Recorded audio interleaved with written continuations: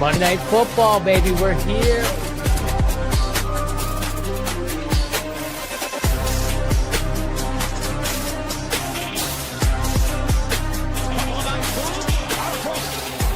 Touchdown in 46 seconds.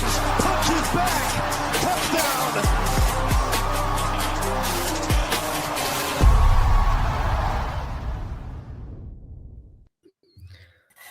Back on the Run Pure Sports YouTube channel here for a little MLB Swing for the Fences show. Two-man booth with my guy, Giraffe Sheet here. DC, we've had some bangers this weekend in the Discord. A lot of winning screenshots. Baseball winners, too, specifically. Hopefully we can keep this train rolling here on a Sunday. It's been an awesome start to the season for the DFS community. Lots more screenshots, as you mentioned last night. Some big winners in the Discord. So I always love to see that. It seems like it's been, I want to say, like almost a daily thing. I didn't want to jinx it and say the daily stuff, but it has been. It has been. It's been an awesome start to this, first 3 weeks of baseball. And best part about it, JSU, is we're just getting started. We're still here in the middle of April. We got 5.5 solid months of MLB action coming. So listen, we got a lot of momentum right now. I think we're going to keep it going and hopefully some more winners today. So excited as always to talk some baseball. And I mean, what a sports day in general. I know you and Big T, and maybe I'll stick around a little bit as well. Going to talk some hoops when we're done. But 4 NBA games back to back, along with the all-day baseball slate. Can't ask for much more here on a Sunday afternoon. So excited to get to it.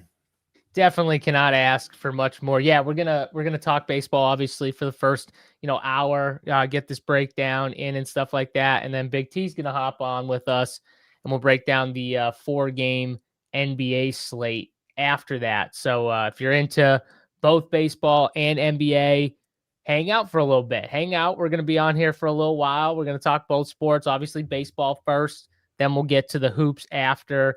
But yeah, just an awesome day of sports. Yesterday was an awesome day. I mean, we had baseball, basketball, playoffs, MMA. It was such a good day. And today, we get another awesome day of sports. So I just got back from a little vacation, so I was regretting my decision, but I really should have gone to Nuggets Wolves for the afternoon and then walk on over to Coors Field for Dodgers and Rockies. Colorado teams coming out on both, but that would have been a very fun sports day. So I was kicking myself a little bit for not seeing it coming. And are the Dodgers still in Coors today? They are. Yep. Yeah. Well, you got today. You can always today, DC. My head down there. Kids. What's going on, everyone in the chat? Mama Rocks in the chat. What's going on? See Chokem Hold'em in the chat. Jake Swells. Good to see everyone. Our boy Sycamamba. What's up, fan?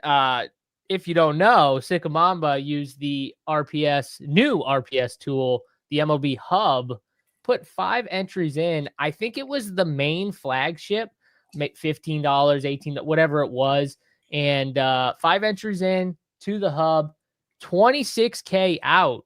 DC, not a bad finish to the night for old Sycamamba here with a 26K victory. I think he was sweating it out with Stats himself, the architect of the MLB Hub right there, because I saw Stats was getting after that sweat. So I think they were together, but if not, Stats was certainly sweating it out with them. Awesome takedown there with the 25K. There were several other people who hit for mid 4 figures. So yeah, another great day. Congrats to all the winners and hopefully more today.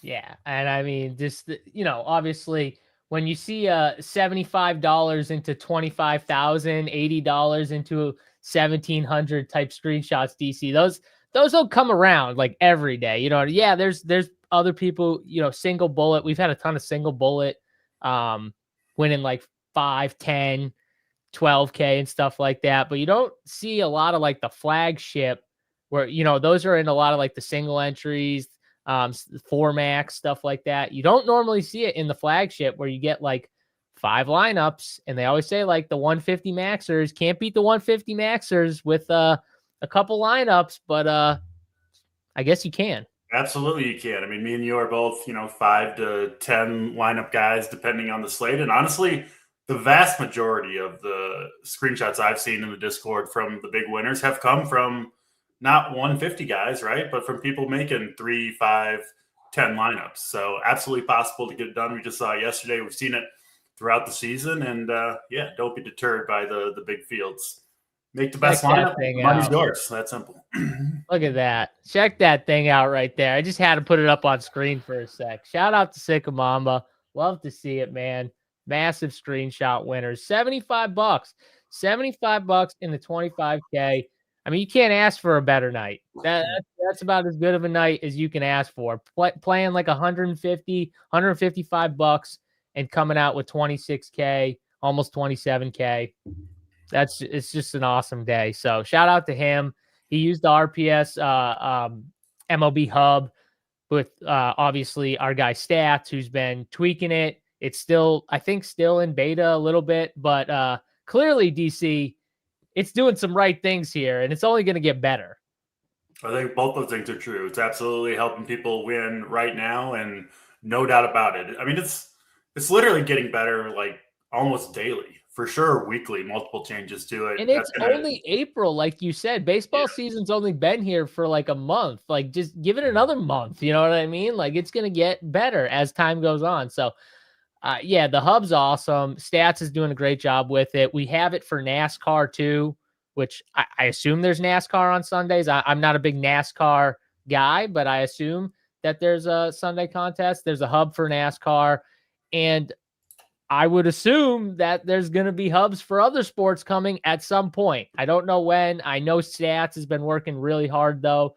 And shout out to him for continuing to upgrade this hub. And hopefully we get it for more sports because it's just been absolutely awesome here. So, yeah, I just wanted to shout that out real quick. Shout out to Sycamamba again. And congrats. All right, DC, with that, we can get into this baseball slate here. We've got, I think it's 8 games on the main DraftKings slate here.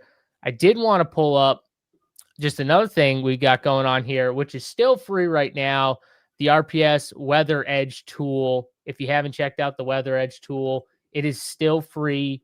You do not need a subscription. You can go on over to runpuresports.com, click the Weather Edge. It will pull it up for you, and it gives you just a simple, easy breakdown for weather. Weather is a massive part to MLB. No one wants their stacks getting canceled, right, DC? You got to know what the percentage chances are. So here it is. Here's the Weather Edge hub.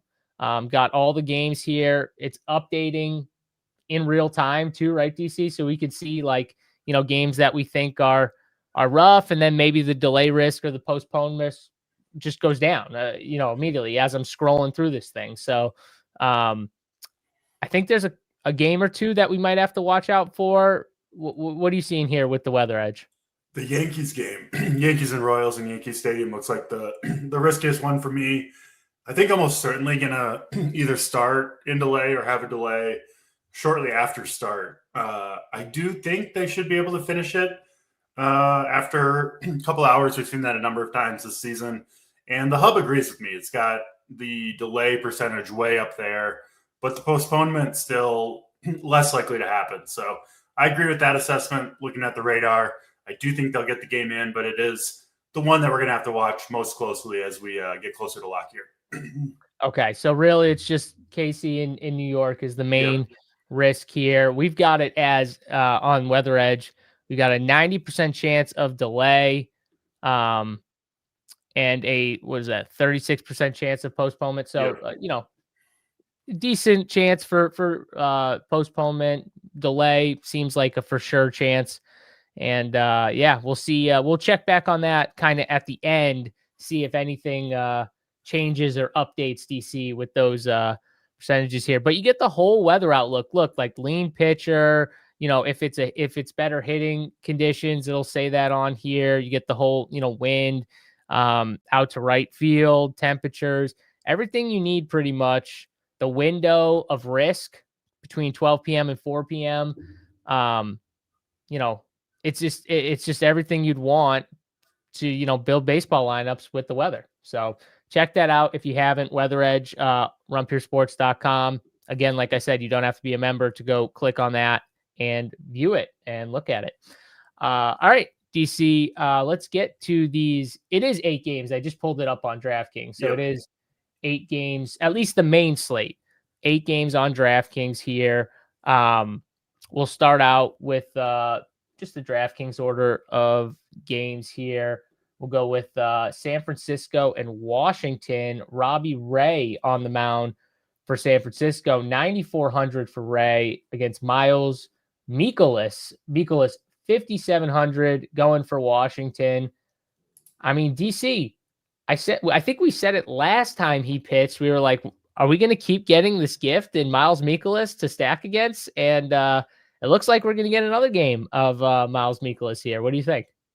Yeah, we've been saying how early it is still in the baseball season, but it's not that early. And when you're averaging negative DraftKings points per game like Miles Mikolas is, that's not good.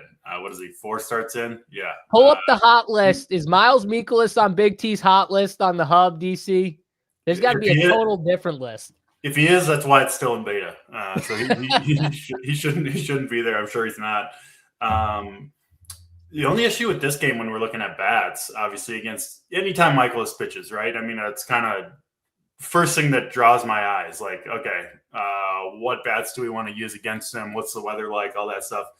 This game, along with I think every outdoor game on this slate, is going to be pitcher friendly.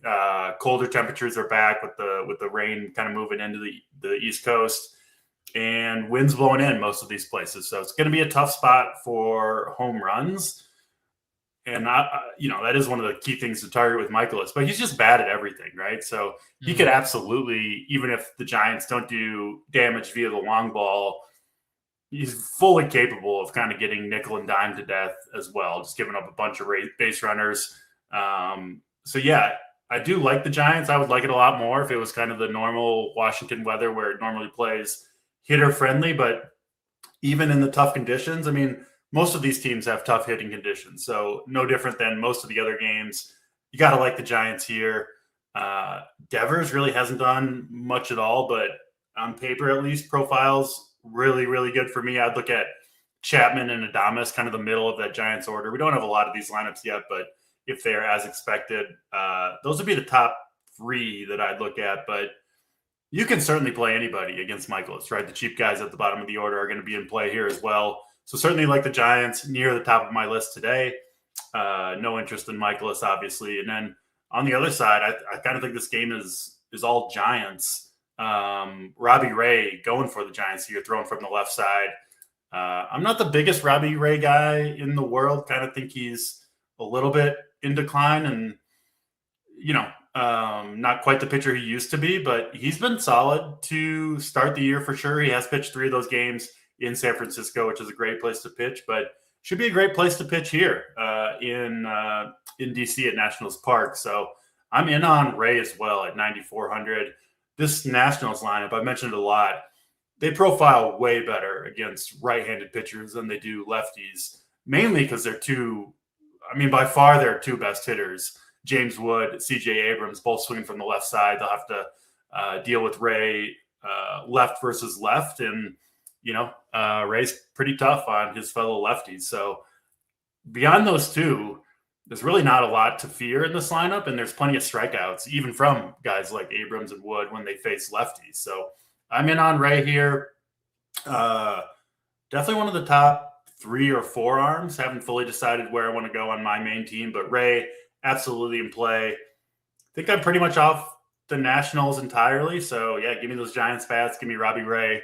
We'll be hoping for a good, clean Giants victory in this one for DFS purposes. Yeah, I mean, the Giants really don't – they're not a team that I love to play. Obviously, you're talking about Devers struggles. And I just worry on this slate, DC, where you're right. Most of the spot or a lot of the spots here are not going to be ideal hitting spots here. And I feel like a team like the Giants, obviously it's the matchup, right? It's the matchup and everything going into it. But I just worry if they're going to be like really popular on this slate. Robbie Ray's projecting as one of the highest owned pitchers, I think, right now, 32% on Saber, which kind of checks out for me. Cause like you said, you know, with Washington, you're kind of worried about their like top 2 or 3 bats. James Wood swings from the left, kind of makes sense. He's been hot. I pulled up the, I call it the Big T hot sheet, but you know, the research hub here with the Big T hot sheet. And you see James Woods right here. DC, he's right after right below Jordan, who's been just crushing it here. And obviously been what does he have, 7 home runs now or something? Like James Woods has been absolutely on fire. I remember too, because he was like struggling in like the spring, right? DC, he was like someone they were talking about kind of was struggling, maybe the end of last year going into this year or something like that. And they were like, what's going on with James Woods? Well, it looks like he's figured it out a little bit, because he's been fine, but I don't love the stack. I'd rather play Robbie Ray than stack a popular Giants team. I'd rather find a low owned team to stack and play the popular pitcher who's in a good spot, in my opinion. So I'm probably off the Giants, and I'm fine with playing Robbie Ray, even though, you know, another guy that, you know, I don't feel like I have to have, but it's just in a good spot to play a little bit of. So I agree with you generally. I will have some Giants against Michaelis, but there are certainly slates where it's like, all right, you know, all 5-man stacks against Michaelis is going to be the way to go. I don't think this is that type of slate, given the tough hitting conditions. And like you said, I mean, outside of it being Michaelis, there's not a lot here with the Giants that I have been playing or really want to play right now. It's just the matchup versus him specifically is so good that you do got to consider the Giants. But I do think Ray is the best overall play in this game. I'm with you there. all right, let's see here. Am I missing something? Who is James Woods? Tiger's brother? Yes, that's who he is, Tony. He's Tiger's brother. All right. Would be such a Big T question too. DC, anything else here in terms of, well, obviously we don't really like Washington. You're not playing Mikolas. I saw someone say that they might do an opener. They might have an opener before Mikolas. Did you see that? I hadn't seen that, but very unlikely to change my opinion much on the Giants. I mean, it's not going to be anybody. It's not. I haven't seen who it is, but I'm sure they're not any good, and it'll probably be just an inning or two. So I wouldn't worry about that too much if you're on the Giants here.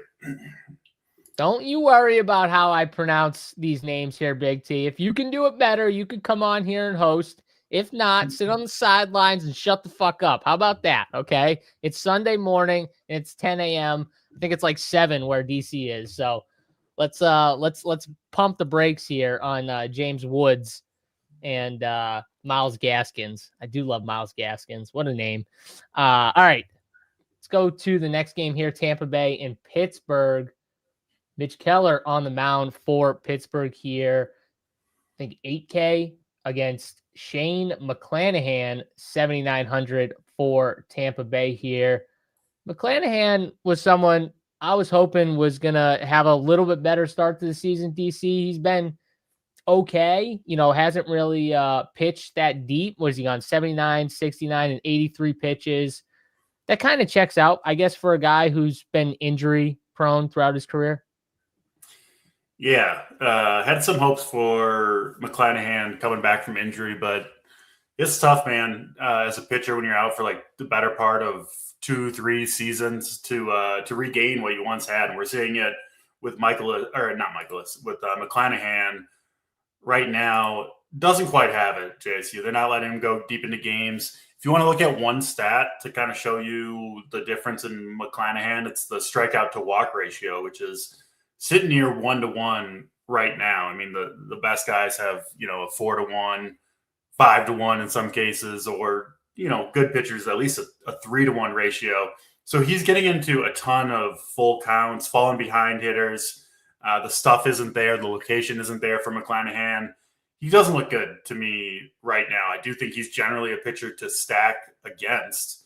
And, you know, maybe do that today with this Pirates lineup, which has shown some life this year. Obviously, you've seen the big season from O'Neal Cruz, but Reynolds swinging a good bat. Ozuna has gotten going. They've got some cheap guys, most likely at the bottom of the lineup. Connor Griffin, a little bit of a rough start for him as well, but someone that I'll keep buying in on. Nick York, like what I've seen from him for the most part. So I do like this Pirates team against McClanahan. I just think he's going to allow a ton of base runners with the walks. Can be hit hard right now. And on a day, I think we're going to be a little bit starved for power overall. I don't think we're going to see a ton of home runs today, just across the slate. Teams like this against a super high whip pitcher, right? A lot of walks and hits per inning. I think we could see a full stack of the Pirates get there. So I like this Pirates team some against McClanahan, mostly, honestly, a bet against McClanahan himself, but I feel pretty good about that bet right now. So I like this Pirates team. Mitch Keller going for the Pirates. You think you could play him here, but I'm not super enthused by it. I will say Keller, a long sample size every year of true splits where he gets hit much harder by left-handed bats than he does righties. That would lead me to Aranda being the top play on the Rays side of it. Chandler Simpson should lead off in this game. He should be off to the races on the base paths. I think we could see, we'll get to another game soon where I love the running matchup specifically, but good spot for Simpson to get going, steal a couple bags. Can obviously play Caminero, Yandy Diaz, but it's the lefties here most that I want. Aranda, Simpson, maybe some Jake Fraley, maybe Big T's guy, Cedric Mullins down there in the 6 hole, assuming he's in. Hit a bomb yesterday. Yeah, Big T hit a bomb. He had to do it off like their 12th member of their bullpen, but he still got the job done deep in the game. It still counts. Don't tell Big T that. I wanted to get on him. For every player he talks down, ends up hitting a bomb the next. I gotta start writing down, DC, every player that Big T talks down. What was it? Nolan Arenado one show, and he's hit like 5 bombs in the last like 6 days or something like that. I gotta start writing these things down. You love to see it. And we gotta bring Big T down a notch. He's getting feisty in the chat already this morning. Yeah, look at him. He's talking about your door. DC's home now. I can see by his door. Nice. Kevin said it's a nice door. I mean, hate to see it right now. Big T's just all over us right now in chat. I can't wait until he comes on for the NBA show, because don't forget, JSU's 1-0 against Big T. 1-0 still, Big T. Got to come get that loss back, buddy. 1-0. We call this the Pujols, I believe. Oh, my bad. Yeah, the Pujols. Yeah. So maybe I should play Cedric Mullins today. Maybe I should play a little Cedric Mullins. I do like your Pittsburgh call, though, because you make some good points about McClanahan. It's kind of what I was hoping you were going to say about him. And Pittsburgh's been one of those teams, like, I could see myself. This is a perfect slate to play a team like Pittsburgh, I think. Let's see here. What's the ownership? Yeah, they're projecting for like no ownership at all. I think the highest owned guy is going to be like 5%. Mitch Keller, obviously not going to be owned. But I think here I'd rather go for the low owned stack than Mitch Keller. Yeah, not that I don't mind Mitch Keller, but like I don't want to like go after Tampa. I think, like you said, you can take those lefties, Aranda, Simpson. I think you can play those guys as well, but I'm more leaning being on the Pittsburgh side here. Maybe just going full stack and hope that they can get to McClanahan early and then go from there, because these are the slates where these teams are all in the same boat in terms of like the weather and not great spots. So I want to be on teams like Pittsburgh today, where they've got cheap bats. O'Neal Cruz has been absolutely red hot right now. Another guy on the hot sheet up top, Big T's hot sheet.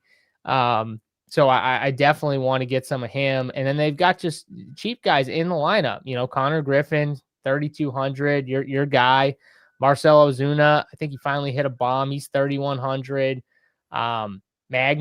Magnum PI, as Big T calls them. So we have cheap bats to go with the expensive bats here to get this stack in if we want. Final note on the Rays: their 2 best relievers, Baker and Griffin Jacks, both unavailable in this game. They both pitched extensively in the last 2 or 3 days. They're not going to be I'm pretty sure both are completely unavailable. And this whole Rays bullpen in general is very, very worn out, has thrown a ton of innings over the last 4 or 5 days. They can get to McClanahan early, which seems fairly likely. It could be a field day for the Pirates. And I do agree with you, the Pirates especially, but most teams I think are better used as full stacks. I want 5-man stacks today, not the day to go home run hunting with, one guy from every team. There are slates where I'll play more like that. This isn't one of them. I think you want full stacks for the most part today. I agree with you 100%. Is Brandon Lowe not in the lineup, or is he out? I didn't see if we got the lineup. He's not projected, so I'm wondering if he's not in the lineup. And then chat just said Lowe, so I don't know. Maybe he's not in the lineup. Maybe I haven't seen the lineup yet if it's out. I don't see it either. I just pulled it up. It's not out, but okay, maybe we'll see on that when we get the lineup here. But he's another guy who's been crushing it. All right, that is Tampa and Pittsburgh. I think we're both leaning Pittsburgh bats here as the main thing, and then maybe one off from the Rays or a mini stack or something like that. But yeah, good spot. We like hitting. Let's move to the next game here where we got KC and the Yankees here, the Royals. This is the biggest spot from a weather concern. We talked about it at the beginning of the show, so make sure you're up to date. You're checking out the Weather Edge tool over at runpuresports.com to get the real-time updates. Right now, the Weather Edge tool has it at about a 90% chance for delay, 36% chance of postponement risk, and the weather gap where where the risk of weather is between like 12 and 4. So they would have to push past that time period, I guess, to maybe get the game in. We got Cole Reagans, 8,700 on the mound for the Royals versus Ryan Weathers. And the Yankees here, 7,300 for Weathers, who's had a couple pretty good games, DC. 17, 18, 25. He had one game where he only had 4, but 7,300. The problem is the weather. It's probably going to take you off the pitching, right? It certainly could. I think this game, updating the radar now, I think it's a virtual lock to start in delay. But it does look like if they wait, I think 3 hours, they should be able to play the game. The rain, I'm seeing 0% chance of precipitation from 4 p.m. on in New York. So I do think they'll wait this game out. Anytime that there's like a very clear, it's more or less 100% certain that the rain is going to clear and it's going to be 3 hours, they usually do wait and play. So that's what I expect in this game. Obviously, no guarantee. We'll see what develops. We're still 3 hours before lock here, so hard to say for sure. But I am operating under the assumption that they're going to play this game. And if they do, it's going to start in delay, so the pitchers should be fine. I don't think they'll be out there, throwing an inning and then with a delay. I don't think that's going to happen. But obviously something to keep an eye on. Weather aside, Weathers had a bizarre start last time out. Gave up back-to-back home runs to Trout, Soler, and Adele in the first inning. You got to give him some credit. The dude got through 5 innings after that, got 10 strikeouts. That's pretty tough to do after giving up three bombs in the first inning. So that's the kind of pitcher Weathers is. He's a boom bust guy. He can miss bats, as we saw against the Angels. Can also give up a lot of power to right-handed hitters, as we saw in that last start as well. Going to be cold in Yankee Stadium. Should have some winds blowing out perhaps, though, so maybe won't play too bad. I think you can play Weathers here. I do think he's one of the better cheap options at 7,300. This Royals team, I had some high hopes for this offense coming into the year. So far, has not worked out. They've been really sluggish offensively. So Weathers, I do think he's the best cheap option at 7,300 with the strikeout upside, assuming looks safe enough to play. We'll see on that. But yeah, I like Weathers some. I do think you can play Garcia with Salvador Perez, that right-handed power, the same guys, same types of guys you wanted with the Angels, with Neto, Trout, Adele, and Soler. Weathers going to continue to give up quite a few home runs, I think, to right-handed bats, but maybe not the day for it weather-wise. So I'm in on Weathers. Might mix in some of these KC bats, although they're not my very favorite. And then Cole Reagan's going for the Royals here. Had the one good start against Minnesota, but has been pretty pedestrian otherwise. Did lose, got knocked out of the game in that third start against Cleveland, hit by a comebacker, so out after 2/3 of an inning. Bounced back pretty well in his last start. I do think he's a good pitcher. Not sure I really want to use him against the Yankees, especially, there's going to be some risk that they just decide to postpone this game after an hour of rain or whatever. So probably not rolling the dice on Cole Reagan's at 8,700 against the Yankees. But probably not going crazy with the Yankees either. I think Judge, Giancarlo, the right-handed power is all pretty expensive. You're likely going to have a ton of pinch hit risk.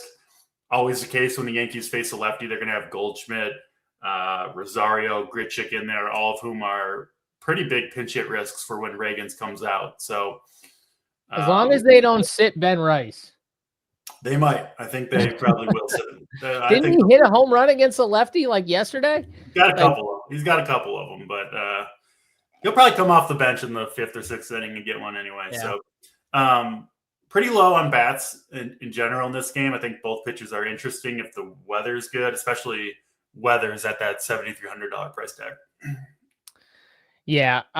Okay. So you're making me feel like a little more comfortable about if I want to play Weathers playing, because I'm looking at what looks like maybe a lineup for KC, and it doesn't really look very intimidating to me outside of a couple bats here, power bats. Obviously no Carter Jensen in the lineup, our boy.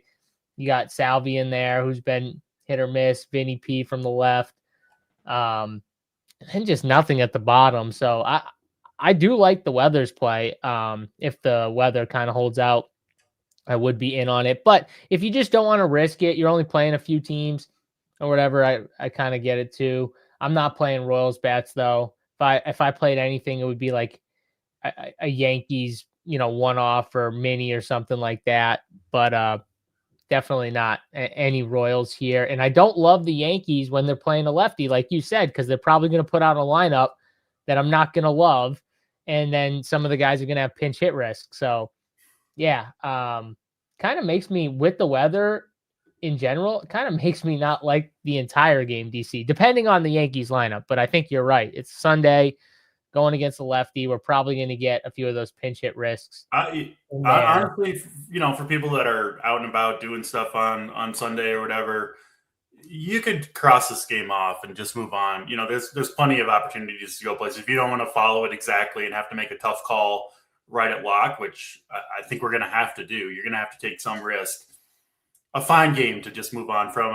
I'm not completely writing it off, but I would totally get that perspective, and I don't think you're going to miss out on too much. I'll be surprised if there's pieces from this game that you have to have. It could happen, of course, but for people that are more risk averse, plenty of games to choose from. You don't need to play this one. Yeah. I mean, they don't have one. That's what I mean. They don't have one. It's not an intimidating lineup, but I'm saying they got a bunch of bums down at the bottom of the order, some just shitty righties. And it's like, I'd rather just play Weathers. You know what I mean? Yeah. I'm risking Bobby Witt, is Salvador Perez, or like the two power bats. I'm like kind of worried about. Garcia's been hit or miss to start the year. I know he's a good bat, but like that's it. So yeah, no, I would rather play Weathers. If you did want a cheap bat too, Ahmed Rosario's 3,300 for the Yankees. If you did need like a cheap bat, I don't hate him, and I don't think he has as much. He doesn't really have pinch hit risk, right, DC, right now? If he's in there a little bit for McMahon. Okay. Yeah, definitely some, but not as much as Goldschmidt and Grichuk. Okay, that's what I figured. So, all right, let's keep going here. Baltimore and Cleveland next up on the list. We got Trevor Rogers, 8,900 for Rogers here, going for Baltimore here. Hopefully he can have a good outing today going against Joey Cantillo. Joey Cantillo, 7,500. the lefty, going for Cleveland, DC. Right back to you. Two pretty solid pitchers here. What are we doing with these guys? Yeah, Cantillo, another guy I think you got to consider in that cheap range, right? With weather is obviously safer with no rain risk for Cantillo. So people looking for a cheap pitcher that don't want to take the risk, I think Cantillo is the best option. He's been really solid through 4 starts, no terrible starts yet, one big performance. Gets this Orioles team that is really not scary at all. And actually both pitchers in this game, Rogers and Cantillo, the thing that's probably most likely to beat them just throughout the season, types of pitchers that they are is right-handed power. This stadium today is going to play brutal for right-handed power. I'm seeing like home run odds for righties like cut in half almost, because it's going to be 45 degrees with 15-mile-per-hour winds blowing straight in from left field. So you got the 2 lefties on the hill. Those guys can often be susceptible to right-handed power, but it's going to be tough. You're going to have to get all of it, no matter who you are, even if you're, a Pete Alonso or whoever, to get it out of here. So these guys seem pretty safe from the long ball, and they both can miss bats to a fair degree. So all pitching here for me. I think Cantillo, one of the best options, and so is Trevor Rogers on the other side. Again, coming into the season, I think this is kind of proven right so far. I didn't expect Rogers to start this season the way he finished last season. I just don't think he's quite on that level that he was pitching to. And we've seen it so far. He's been good, not great. But I mean, this is a great matchup against Cleveland, especially in the cold weather with the wind blowing in. Should be able to keep the ball in the yard. And not a good lineup from Cleveland. I mean, you've got Jose Ramirez, and that's about it in terms of legitimate threats from this Cleveland lineup for a left-handed pitcher in particular. No DeLauder in the lineup. Their second best hitter, but swings from the left side, so he's on the bench. And should be kind of a cakewalk for Rogers here. So he's very high on my list. So is Cantillo. JC, I know you like to play sometimes pitchers from the same game. This would be a good one to do it. I think both these lefties perform well today. Give me both pitchers. I'll find better spots for bats in general. Yeah, I love it. I love everything you said, negating the power with the righties, with the wind, with the lefties on the mound. So this is definitely a spot with the weather included and the pitching that we have on this slate where I might just stack it up with the pitchers here because I wasn't really interested in the hitters anyways. Then you talked up Trevor Rogers, who another guy I was kind of hoping for a little bit more to start the year, but he's definitely got the stuff to have a big game here. And then Cantillo 7,500, not as expensive obviously as Rogers, but he's shown out pretty good to start the year. Yeah. I watched one of his games and he looked pretty good to me. So, and the price tag seems pretty cheap. So in this environment, I might just stack up both these guys and roll the dice with the pitching here. I like that a lot, and I don't see much at all for hitting, even like one-offs. I probably will just stay away. This seems like a bad spot. It would be in different weather, it'd be a spot to home run hunt from the right side, but a terrible game to do that in. So no hitters for me. I'm with you. I'm picturing the Phillies game. I can't remember where they were a couple days ago, where like Bryce Harper and Kyle Schwarber hit like bombs, and then the wind just killed them. That's what literally. And Bryce was just standing there like, "Are you fucking kidding me?" I remember seeing that, just being like, "Yeah, that's the weather, man."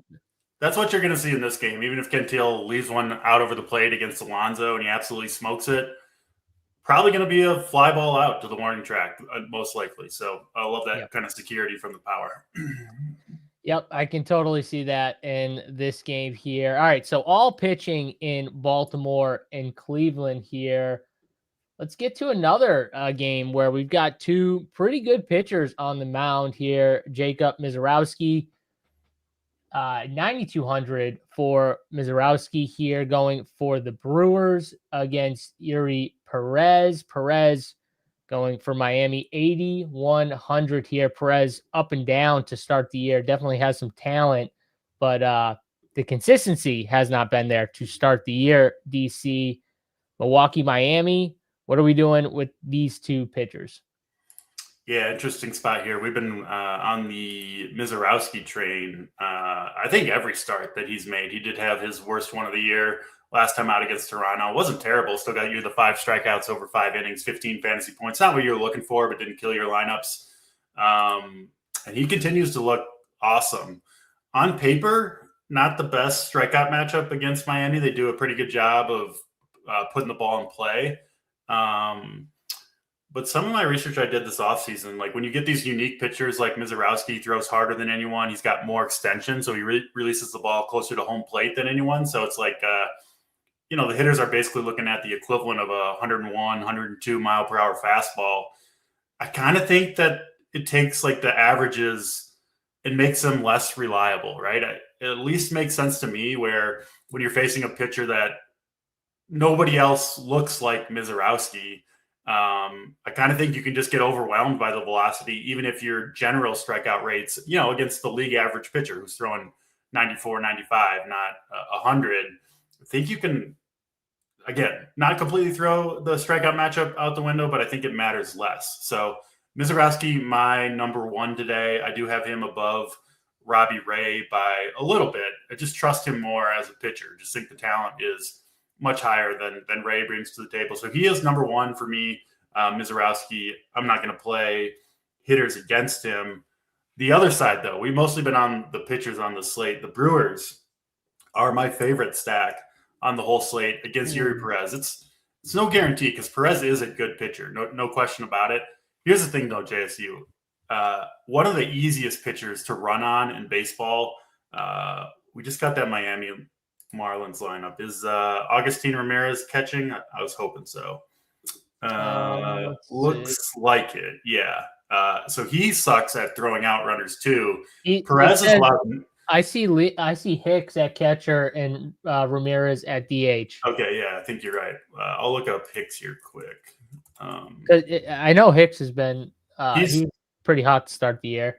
But even worse, I've got him rated as throwing out runners. So Perez has allowed 9 steals. 9 for 9 are base runners against Yuri Perez. That would set the modern day record. He's on pace to, if you allowed, the 60 steals or something that he's on pace to allow, especially with the bad catcher in Hicks behind the plate at throwing out runners. And the Brewers are like the number 1 team to see the advantage and take advantage of it. I mean, they are going to be running absolutely wild in this game. Obviously, Turang going to be off to the races, but most of this lineup, I mean, even guys like Bowers has got 3 steals to start the year. The back half of this lineup, depending on who it is, but Lockridge, Mitchell, Ortiz, Hamilton, Frelick should be in the leadoff spot, but the wraparounds all look good. I think just Contreras and Sanchez, the 2 guys that are, I think, pretty unlikely to take off even in the great running matchup. But yeah, I mean, the Brewers have a ton of upside. Perez, again, a talented pitcher, but really wild, walking a lot of guys this year. I think he's got 11 walks and 4 starts. You add the high walk rate with I think it's like a near certainty that these guys are going to run if they're given the opportunity. Leads to a lot of upside. And then, obviously Miami, normally a pretty good pitcher's park. I've actually got it rated as the best hitter's park on the entire slate. Not that it's going to play super hitter friendly, but compared to everywhere else, this is going to be a good place to hit relative to the slate in Miami. So yeah, Brewers, Turang, he's expensive. I play this guy like every single slate, JSU, and man, does he come through frequently. I think the price tag has sticker shock for some people, but I talk about him a lot. The power is developing. The speed is there. He's got the platoon advantage. I love Turang here. Bowers would be second. Incredible start for him as well. And then, all the cheap guys at the bottom, like I said, they're going to be off to the races on the base pass today. I think they'll get opportunities. Perez certainly capable of throwing a gem and just not allowing base runners, and the stack goes down in flames. That could happen, but I think the upside for this lineup, especially on a day where we think there's not going to be many home runs in general, give me the speed team, right? The team that can do it without home runs, on the bases, base runners, all that stuff. So I love the Brewers here. Turang, Bowers, my top two, but you can play most of the guys in this lineup. And then, like I said, give me all the Mizorowski, not going to play. I don't think any of these Marlins bats today. Yeah, so it sounds like you're just all in Milwaukee, which I love. I pulled up on DraftKings Sportsbook. I pulled up the stolen base odds. I mean, it's like everything you said just makes sense because, I mean, Garrett Mitchell's plus 319, David Hamilton's plus 243, Bryce Durang's plus 228. There could be some stolen base upside. Those are correlated with each other. I mean, this guy Perez is so bad at holding runners. You'll see double steals, I think, if they get the chance. Well, I was going to ask you that, like Bryce Durang, 2+ steals, 15-1. Yes. Okay. All I gotta right. like that too. Yeah. And does Jake Bauers? It says Jake Bauers has 3 steals on the year. He runs. He's running. Yep, he'll run here. Okay. All right. Well, I like that. We did get the lineup. They got Mitchell. I like this lineup for the Brewers. Mitchell, leadoff, Turang. Sanchez, obviously not the speed threat, but absolutely crushing the ball. He's 3,500 at catcher. And then Bauers, 4K at first base. That top 4. And then I would throw in David Hamilton. He's like a pure speed guy down at the bottom, 3,600. Can play him at third base or shortstop. He's definitely going to steal if he gets on. So yeah. If you had to rank like your top 3 stolen bases for them, it'd be Turang, Hamilton, and who would be third? Probably Bauers. Okay. All right. I love that. Love that. Going Bauers plus 423 for a stolen base on DraftKings Sportsbook right now. So if you like I just used my 25% boost on the Turang 2+ to get it to like almost 19-1. So let's get let's it's a winner right there for you, JSU. Yeah, let's roll. I'm ready to roll here. And I love what you said about Milwaukee. And honestly, DC, when you have a weather spot like this, is it not the best thing to have a team that just wants to run? That has a great running matchup. You don't need bombs from everyone, right? You can get upside with stolen bases. Like, this is a perfect slate to target a team like this against a pitcher who you said is awful at holding runners and against a bad catcher who's awful at throwing out runners. It just all correlates together perfectly. The Brewers could legit, it wouldn't shock me if they stole like 7 or 8 bases in this game, which if that happens, it's going to come with, a lot of hits and walks and runs and RBIs and all that stuff. So I could see this doesn't happen very often in MLB DFS, but a rare spot where I wouldn't be surprised to see a 5-man Brewers on the winner with no home runs at all. Hard to do, but I think Bryce Durang just went to minus 188. Bryce Durang on DraftKings just went from plus 228 or 238 or whatever to minus 188 or plus 188 for one stolen base. 100 points based on our conversation. That's pretty impressive. I'll give myself a pat on the back for that. I don't know if it's your, first of all, it's your conversation that I was just a part of because you were the one talking about. But yes, he moved from like plus 228 or plus 238 to plus 188 in a span of, I don't know, 2 minutes and 30 seconds. The funniest part, JSU, is plus 188 is still a good bet. It didn't move far enough. Yeah. And the two stolen bases is now 11-1. So if you were betting Bryce Turang, did you get it in early? Did you get the 15? I got I told you I used my boost too, DC. So I got my boost in. So I got it to like almost 19-1. So Jake Bauers is moving too. All these things are going to move after this conversation, guys. So if you want to bet them now. Truly a new era in the RPS world when DC and JSU are out here moving lines live on the show. So hey. No, DC is moving lines. I'm not taking credit for this one. You're the one that bet it in a move, so I think that is true. I did bet it. But also DC, I was going to say this: the line did move a little bit. The Brewers are minus 122 when we started talking about it. Now this is a coin flip, minus 110 on DraftKings here. And I like the Brewers. Yeah. I think the Brewers are a great bet here. You got Miz on the mound. Good matchup for speed and running. I mean, give me the Brewers money line. If they'll let you, Brewers money line plus like a couple of these guys to steal a base. If these guys are going wild on the bases, they're going to be scoring some runs. So wow, that makes a lot of sense to me too. And they'll let me, DC. Let's see if they'll let me here. I mean, the Brewers. Oh, they're going to let me here. They're going to let us. All right, Brewers money line. Jake Bauer stolen base, Bryce Turang stolen base. I have another 20% boost here on DraftKings. I can get this to 24-1. Bang. Boom. Bang. Easy All right. money. JSU just burning a few hundy spots, getting some stolen bases. DC, you know how hard it was for me to not add Sal Stewart to the bomb to get that to like 100-1. You know how hard that was for me to just keep it at like 24. I do know how hard that would be for you, and I commend your discipline. Well done. Thank you. That's what I wanted. I wanted appreciation for the discipline that I was showing on this show. All right. Let's go here to the next game here. Obviously, Milwaukee going to be a top team to target from a bats and pitching standpoint. And honestly, Saber, 12% is the highest owned Brewers bat right now. And so a lot of these guys under 10%. I do like to see that on this slate. So I hope that's the case as we hit lock here. Let's go to Cincinnati and Minnesota here. Bailey Ober on the mound for Minnesota at home, 6,700 for Ober against Brady Singer here. Brady Singer, 7,200 for the Reds on the mound. DC, going back to your Twins here against the Reds. What do we see? Yeah, cold game in Minneapolis. Going to be around 40, 45 degrees for this one. So will be a tough park for power, which is unfortunate because Bailey Ober, not a lot left for Mr. Ober. Never had much velocity, been in decline. His results so far have been okay. I mean, he's sitting on a 5.5 ERA, so not great from Ober. But that's kind of where I think he's like.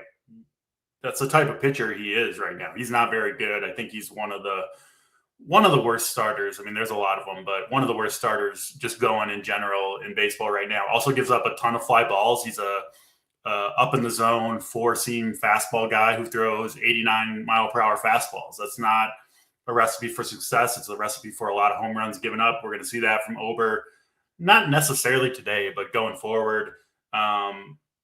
And I don't like Singer as a pitcher either, especially against left-handed bats. I wish we had better hitting weather in Minneapolis, but I still think you can play select hitters from both these teams. The guys, specifically with the power. I mean, the Reds, pretty easy. Ellie De La Cruz, Sal Stewart, and then I think Eugenio Suarez also decent. Those would be the main three that I would look at from the Reds. Specifically, obviously, our guy, Sal Stewart, seems like he goes off every day. And then Ellie, if Ellie gets a hold of one, some colder weather is not going to keep that ball in the park. Same thing for Sal Stewart. So both those guys, I think, are in play. Not my very favorite plays today, but solid plays. And then on the Twin side, Josh Bell, somehow off to a pretty great start on the year. Still cheap, swinging from the left side, his much better side. And yeah, Singer gets crushed by left-handed bats. So Bell looks good. I think you could play Larnach or Wallner, although they're not my favorite bats to play in general, but they do have power from the left side. And then on the Reds, pretty easy. Stewart, Cruz, and then maybe a little bit of Suarez as well. Yeah, it would mainly, like you said, just be the power bats. I'm not playing pitchers in this one, even though it is a good spot for pitchers. We just got so many good spots for pitching, but there's no reason to, in my opinion, play these guys. So just the power bats, especially from the Reds, like you said, Sal Stewart and Ellie, if I can get up to him, who's also been hitting pretty well to start the year. Those two guys.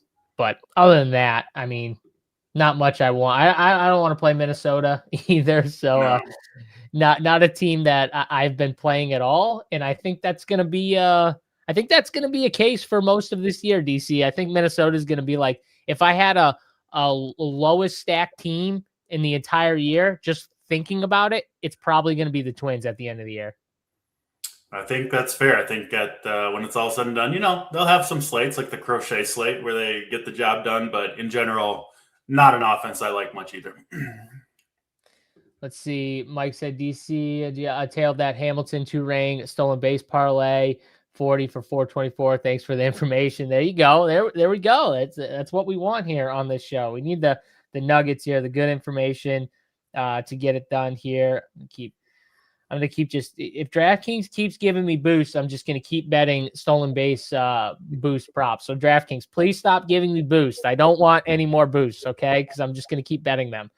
I agree too. DC's been smashing the dong drafts too. He's been giving home run. I feel like every single friggin' show he's given out 1 or 2 home runs in his dong draft. So we'll get to that in a second here. We've got, I think, just 2 more games left here.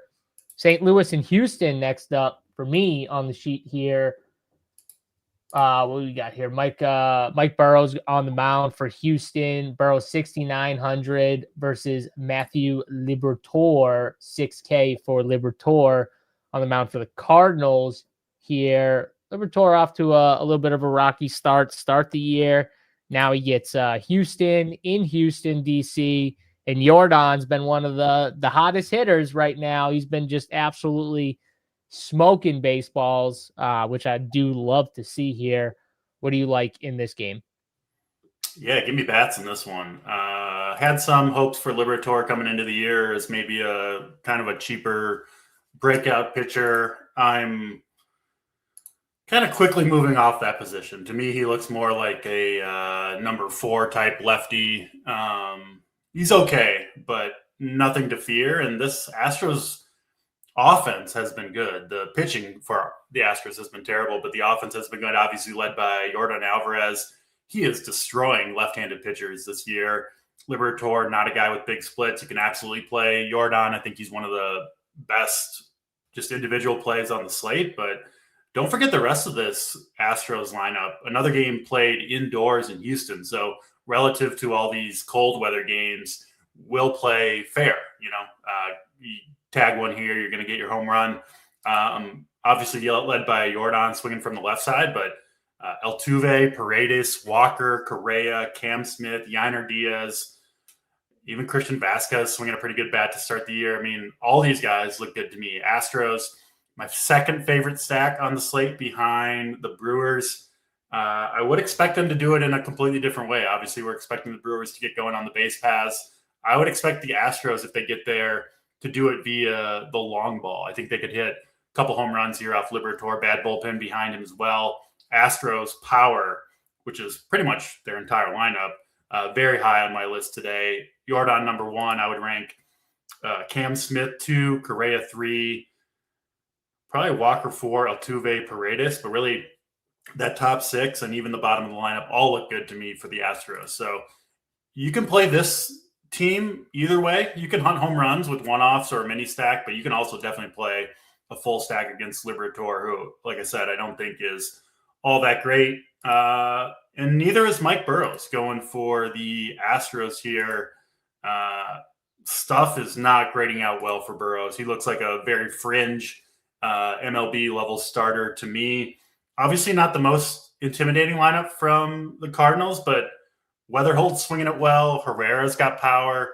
Burleson off to a great start. Jordan Walker, I think he still leads the majors in home runs, or maybe tied with Alvarez, or right there anyway. Even Nolan Gorman has looked good against bad right-handed pitching. So I see a lineup, maybe a sneaky lineup that you can go to from the Cardinals side. I definitely prefer that expected top 5 from the Cardinals overall. I don't want to go down to guys like Nathan Church and Victor Scott and Pedro Pajes too much, but assuming it's Weatherholt, Herrera, Burleson, Walker, Gorman, which I think it probably will be, I like that just straight up the rip, right? 1 through 5. Cardinals looks really good to me against Burrows, who's not any good, and a bad bullpen for the Astros as well. I like the over in this game. I think we see runs from both sides and 2 good stacks here. So maybe overall my favorite game, if I was going to fully game stack, a 4-4 stack on either side, this would be the game that I would go to. Yeah, this was the game for sure, and I like the St. Louis side. St. Louis has been playing pretty good, much better. Yep, they're much better. I mean, yeah. The only problem is, like you said, the bottom of the lineup is not fun, but at least they have a cheap catcher, DC. I know Pajes isn't like amazing, but he's 2,500. So if I don't want to spend 4K on catcher and get to Herrera, I can play the 2,500 guy. And then, like you said, the 1 through 5, right? So you can get your one cheap, player at the bottom as a catcher, and then go with the Gorman, Walker, Weatherholt, Burleson, which are the bats I want if I don't get to, so that's probably what I'll do. I'm probably not going to play Church or Wynn or Scott, but definitely the team I was really wanting to focus on before the show started, was like a team I was eyeing that I definitely liked. And I think if you want to full game stack it and add the Houston side and you have 2 cheap pitchers, I think you could easily do that on this slate here and get it done. Vasquez, if he's in the lineup, 3,400, he's been hitting pretty decent start the year for Houston. Cam Smith, I know he's been up and down, but he's got power.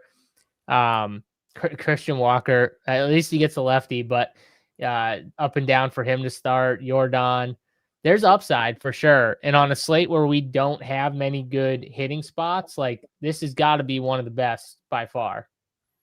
Absolutely. Yep. I think you want a lot of bats from this game in general. This is a good point, actually. Got to go to church on Sunday, Mr. Shadow Dog 13. You know what? Maybe I should rethink my church love here on a Sunday. That's actually a really good point.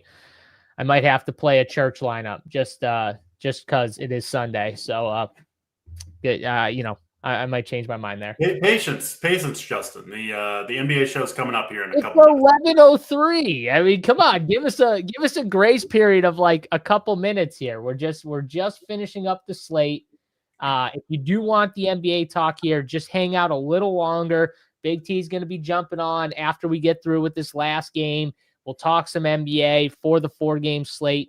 Guys, lock is not till 1. Okay, everyone, let's just pump the brakes here a little bit. We've got MLB, we've got NBA, and lock for MLB is 1:35. Lock for NBA is 1 o'clock. We got plenty of time. Let's just everyone relax, take a breath. We'll get there. I promise.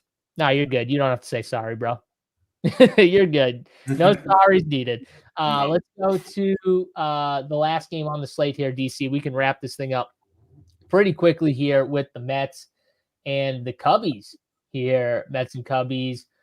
We've got Tobias Myers on the mound for the Mets. 7,400 for Myers versus Javier Assad.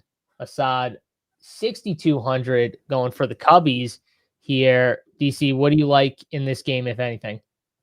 Yeah, this is should be the toughest game for offensive production here in Wrigley. Cold, winds blowing in. We know how these games play. I wouldn't expect this game to play any differently than we typically see. 2 pretty good offenses on paper here, the Mets and the Cubs, against 2 bad pitchers, but obviously in the Wrigley weather. So I can't play Assad or Myers, even in the good pitching conditions. Just these guys just don't have it. I just never play hitters in these Wrigley games, JSU, when it's cold and the wind's blowing in. And, sometimes it doesn't go the way you expect, but in general, it does. I think we'll see another fairly low-scoring game here. I don't really see anything I want to play. I can't play the pitchers, and I don't want to play hitters in this park. So not a ton to add, honestly, other than that. I'm not going to play much from this game. I already got my coffee, Sycamamba. I'm ready to roll here. I knew I was going to be on for a little while, so I made sure to hold off on my coffee, DC, until the show started so I could have my coffee during the show here. I didn't want to have it too early. I wanted to make sure I had it for the show here. Yeah, and this is a decent call. 2K, assuming he's in there, Melendez, old friend Melendez, hasn't really panned out, but does have big power. He could hit one through the wind, but yeah, cheap guys I think are okay in the bad weather. But again, I wouldn't go crazy with this game. DC, who's been crushing is Ian Happ. Ian Happ has been hitting some bombs here. I feel like it's like he's another guy. It's like home run or bust for Ian Happ. But, man, he's had some I think he's back-to-back home runs. And I feel like every time we get the good weather games in Chicago, it always helps a guy like Ian Happ. And everyone wants to bet like everyone else. And Ian Happ's the guy who just always, I feel like, gets it done. Yeah, just not the spot for me to chase home runs. But yeah, 2 bad pitchers. I mean, if I was playing these offenses, I don't think it's the craziest idea given the quality of the pitchers. It would probably be the 5-man stacks here because I just don't think you're going to get many home runs. You're going to need walks and some gappers and that kind of thing. All right, that is all 8 games over on DraftKings. We're going to do our favorite pitching combo, our favorite 3 stacks, and then we'll do a quick dong draft here with me and DC. We'll pick some homers here, even in the cold weather. And then we'll get to the NBA talk. So while we're doing that, smash the like button on the video here. We're going to have, I mean, you guys know with NBA, I mean, this show's at least going 2 hours. So make sure you smash the like button if you enjoy the long show here, talking multiple sports. We'll get into the NBA playoff games in a second here. Big T's going to hop on. But DC, before we get to that, favorite pitching combos here. Who are your top 2 pitchers on this slate? The Miz, Jacob Mizorowski, definitely first guy in at the pitcher spot. SP2, I think there's a number of ways you can go. I'll go with Mr. Cantillo for the Guardians, throwing from the left side. A little bit of savings from the other pitcher in that game, Rogers, who would be number 3 for me. But yeah, Miz, Cantillo, the pair most likely to be in my main lineup today. Love that.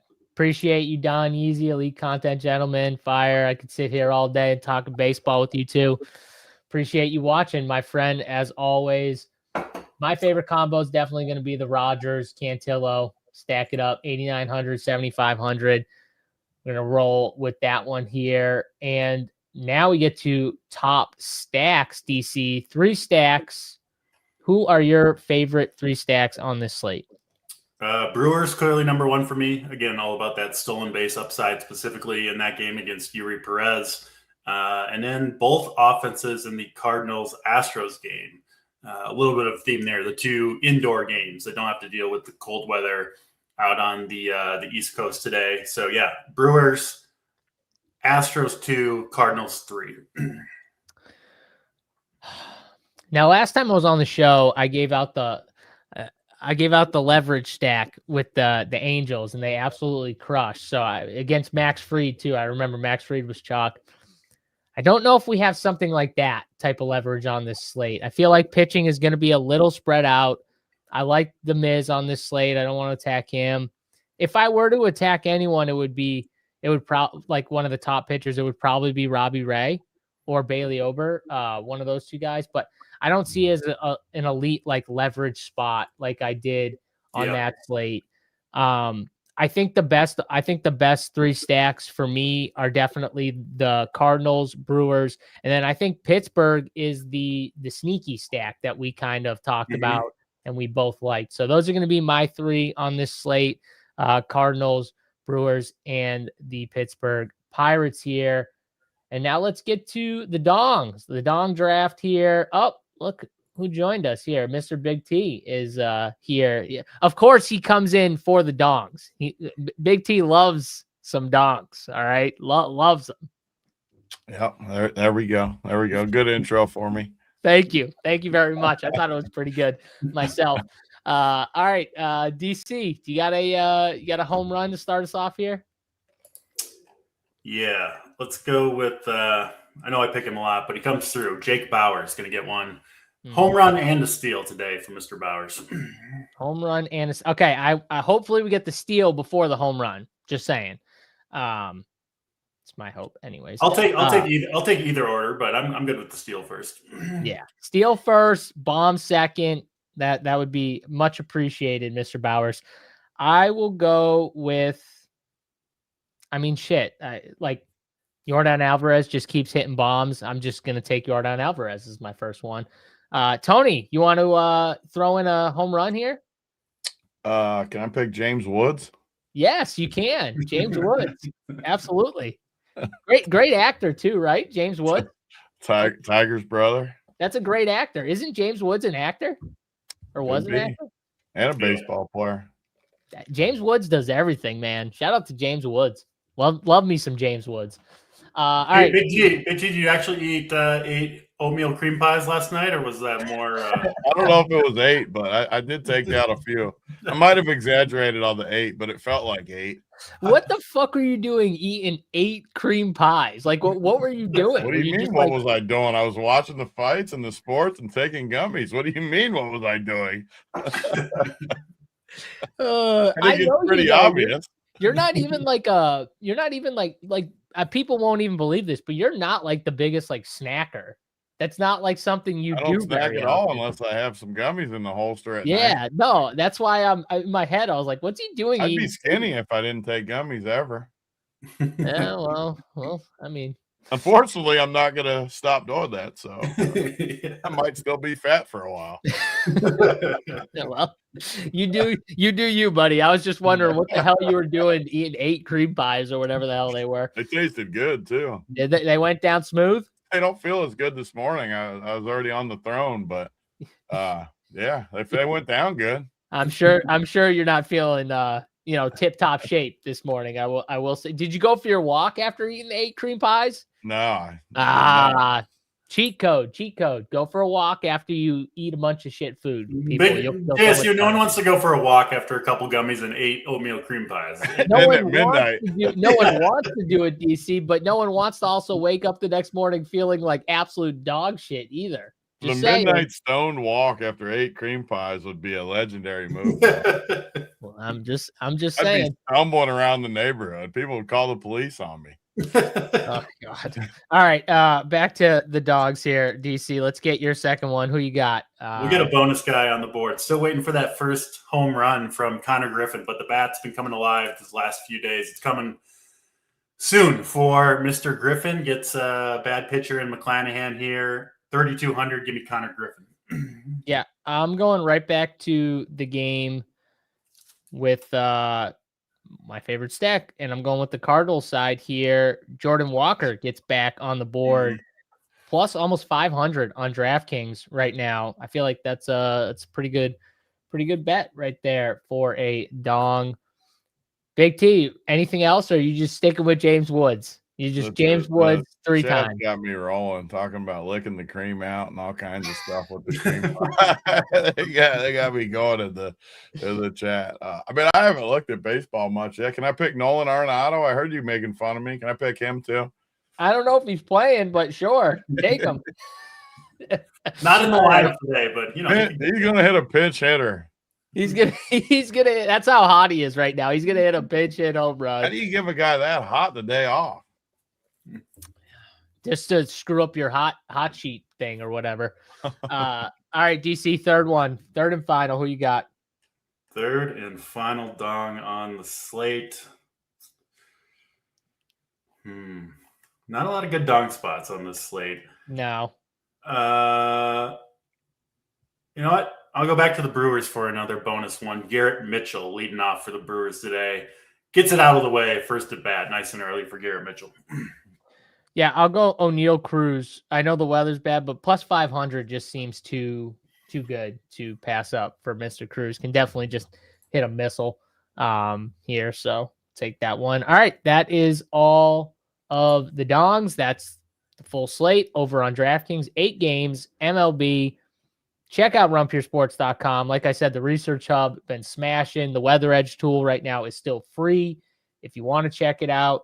Big T, we got a little promo going for the NBA playoffs, right? But you can use it to get in on the action.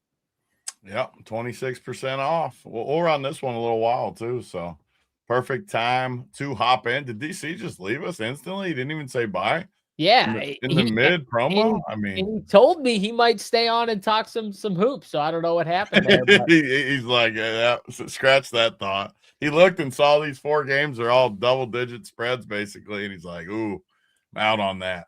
Yeah, he said, "Well, maybe next time, boys. I'll see you guys next time." So, all right. Well, we're gonna pivot here. Obviously, full baseball slate. Any more? We'll have all the content up over at Run Pure Sports. We're gonna pivot to the old NBA playoffs here. Big T. I'm just gonna change some things up here, but. 4 games. I saw you send a tweet, and the tweet was just picking all the favorites, just loading up on every single money line favorite for I think today and yesterday, right? And you went 4-0 For the series, though. For the series. Oh, for the series. Okay. Yeah, not for the games. Not for the single games. And it Series. was what? +2 something? It was more of a joke than anything. I did put $100 on it, but it was more of a joke than anything. It's like, well, I do think all 8 teams are going to win, but I also think that it's a bad bet because, I mean, they're not all 8 actually going to win, are they? Like, that was kind of my point. Like, it's only +250 for all 8 series. But when I look at all 8 of them, I mean, I asked the question, like, who do you think can win? Like, all 8 series, I look at it, I legit don't think any of them can win. I mean, it's tough. Like the Houston Lakers series, Kevin Durant not playing, like that definitely swung the thing too, not having because I didn't like Houston anyways. Because I don't like either team the way I don't like the Lakers. I mean, no Luka. You hated seeing LeBron just dry shove on Houston too. But I knew it when I saw KD out. I was like, well, okay. I mean, you got to at least give the guy some respect. Though it is 40s out there, just torching a team. And like Şengün's I love Şengün, Jokic, Mini, like he's supposed to be doing, and he just sucked. Like you just get it's just crazy. It's not really like that great of a spot for him either. Like they need KD though. KD is huge because they're out anyways. Their Achilles heel is shooting and score. Like they need scorers. They can't lose Kevin Durant. No guard. That's what I've said all year. Like I mean, and in this series too against the Lakers, you need your guards to crush. Like Amen Thompson, he was good yesterday, but like you need him to just absolutely torch these Lakers guards. You can't let the ghost of Marcus Smart and Luke Kennard, Luke Kennard's been amazing, but you got to punish them on the other end. Like, and if you can't do that, you're in trouble. And I don't think they can without KD. They got a lot of problems. I mean, you're playing Aaron Holiday out there. I mean, it's embarrassing. Okogie starting. Houston stinks. So bad. And, that looks like it. I still think. So what's the odds now with KD missing one and the Lakers winning one? What's the odds over at our partner DraftKings Sportsbook? Let's see. I got it pulled up here. Let me see. We got minus 225 still. Okay. And I still think Houston will win pretty easy, even though I don't like Houston, because KD's not going to miss though. I mean, if KD misses the whole series, I think the Lakers could win. But man, you look at that Lakers roster. Oh my God, I just can't believe that. +185 though. I mean, +185 for who else do you see as having a chance? I don't see any of them. That was my point in the thing. Like I think this first round is going to be very boring. I mean, like the Timberwolves at +450, but they get the Nuggets. And there's just like we've argued about this series in the past. There's just no way Minnesota's beating them 4 times unless there's an injury. Well, unless there's an injury, unless there's it's not the same teams. Like no, and the only reason I bring it up is because Minnesota is actually a good team that just got a bad draw. Like they just got a bad draw with the Nuggets. Which is even more just egregious what the Spurs did last week when they sat Wemby. Like, it is just insanity that they didn't try to beat Denver. Because when I went to bed last Saturday night, the Spurs were favored by like 12 over the Nuggets. It was a 12-point spread because the Nuggets were going to sit guys. They didn't really care because it really didn't matter to the Nuggets. They're going to have to play the Spurs and OKC either way. So they don't care. And then what do the Spurs do? They're just like, let's just sit Wemby and let you win so that we have to play you in the second round. It's just insanity and they're going to regret that for a long time because the Nuggets matchup's bad for them. Yeah. Well, yeah, it is. I will say though, like Wemby is the freak wild card that honestly, I think if you ask Jokic, like who is the guy you wouldn't want to deal with? If you had to pick, it would probably be him. I mean, it's a tough matchup, but you've seen it the last few times they've played. Like, he almost takes pride in the fact, like, people are saying, you might be better than me now. Let's see it, buddy. Well, no, the only reason why I say that is because I think Jokic has figured out, like, all the bigs. figured him out in the league. And I think Wemby's the one puzzle that he hasn't yet, because Wemby's still like figuring it out himself. You know what I mean? Like he's still growing.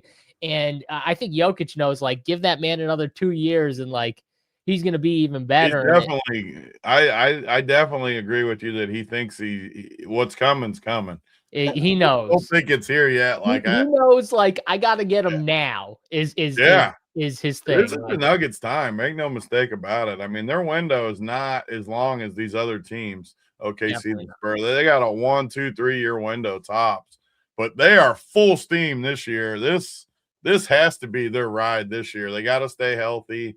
And I mean, Jokic is just, he figures everyone out, like you said. And the key for these teams in the playoffs is Jokic's minutes. All of a sudden, you can just play him in the 40s, which, and there's 3 days off some of these stretches. I mean, that's why the depth is always overrated. And like the Spurs are a deep team, which is great. The Nuggets are a deep team, which is great. But you don't need the depth as much, which is some of these other teams are showing. You don't. You definitely don't. So just running through it real quick. So we obviously Nuggets, Cleveland, and the Raptors. I mean, like some people, because everybody was responding to my tweet, and they're like, "Well, I picked the Raptors," and I'm like, "I like the Raptors, but are they really going to win a series?" And don't forget too, in the playoffs, we do love when we have the best player, and like Donnie Mitchell is clearly the best player. And Harden might be is the second best player. Yeah, so exactly.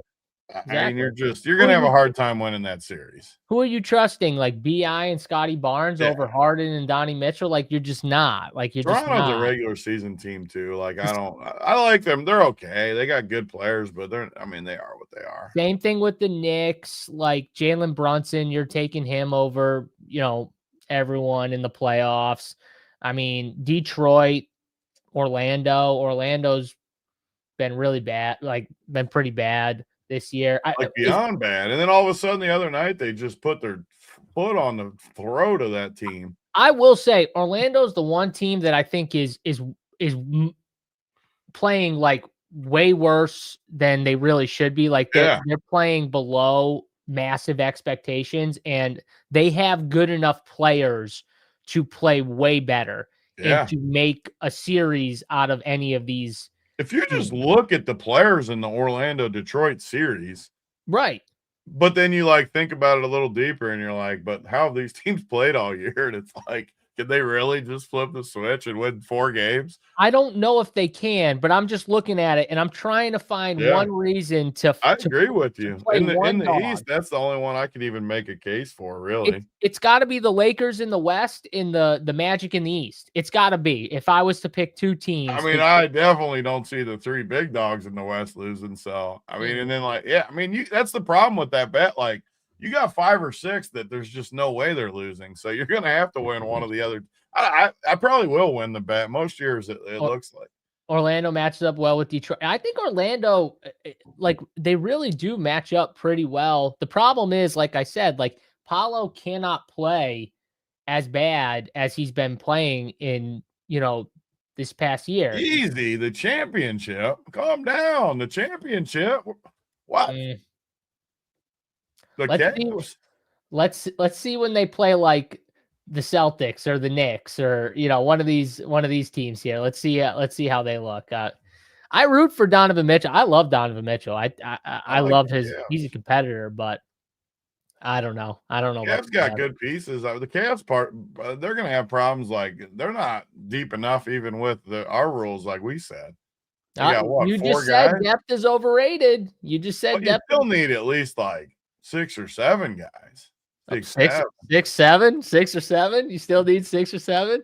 I mean, yeah, we'll see. They're gonna have issues against a team like the Celtics though, because like you said, the depth, and the problem is when you face teams like that, they're gonna force like a big off the floor, and that's their best lineup is with the double bigs, and so like their best lineup is not going to be able to play against certain teams. I think that's the problem with the Cavs when you get to the end. And Harden plays better with the big lineup. So Majerus is Eskimo brothers with Donnie. That's Rick Majerus. I expect nothing less than you being Eskimo brothers with Donnie Mitchell. Warm water to keep them hydrated. That's right. That's right. Warm water season. All right. Well, that was fun. We're gonna dive into the DFS slate. I'm gonna pull up Saber Sim, another one of our partners here. Shout out to Saber. And we'll get the 4-game breakdown. Starting out with the Eastern Conference here in Philadelphia and Boston. Tony, I figure you want to go game by game, right? Yeah, we might. Yeah. Okay. All right, cool. So we'll start with that game. There's some bad games today too, but for the record, some of the games I liked the most were yesterday, for sure. There's definitely some Philly, bad games. Boston is like, oh man, that's ugly. You probably like it because Boston, but man, this game is not exciting to me. I don't like it from like an excitement standpoint. I mean, it's not a game that's getting me off my couch. There's no blood flow going right now. There's no blood flow. So we'll see on that. I do enjoy, some of the young guys though, like Maxey and VJ. I do think they are a good team here, but man, Tony, Boston could be the wagon here. I see people just saying they're going to win. We'll see what happens if they do get to the finals against like the Western Conference, whoever comes out there. But I mean, you got Jason Tatum at 9,300, top play here on Boston, projecting around 25% right now. Jaylen Brown's been awesome all year. He's 9K on this slate, projecting around 17%. You got Maxey at 22%, 9,100. Just looking at the top tier guys in this game as we break this thing down here, do you see a difference between like Tatum and Brown? Because the ownership gap is not that wide, it looks like.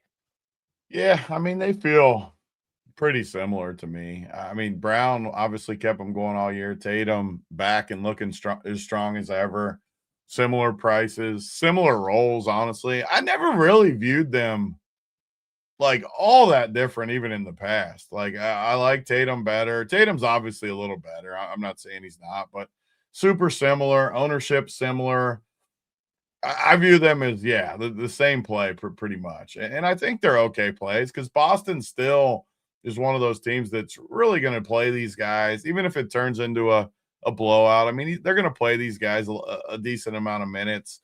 And they're not like crazy deep either when you look at their roster. So these guys are going to have to play. Some of the guys like Jordan Walsh, Hugo Gonzalez, I doubt they play much. Baylor Shireman, probably not a ton either. So they're not like crazy deep.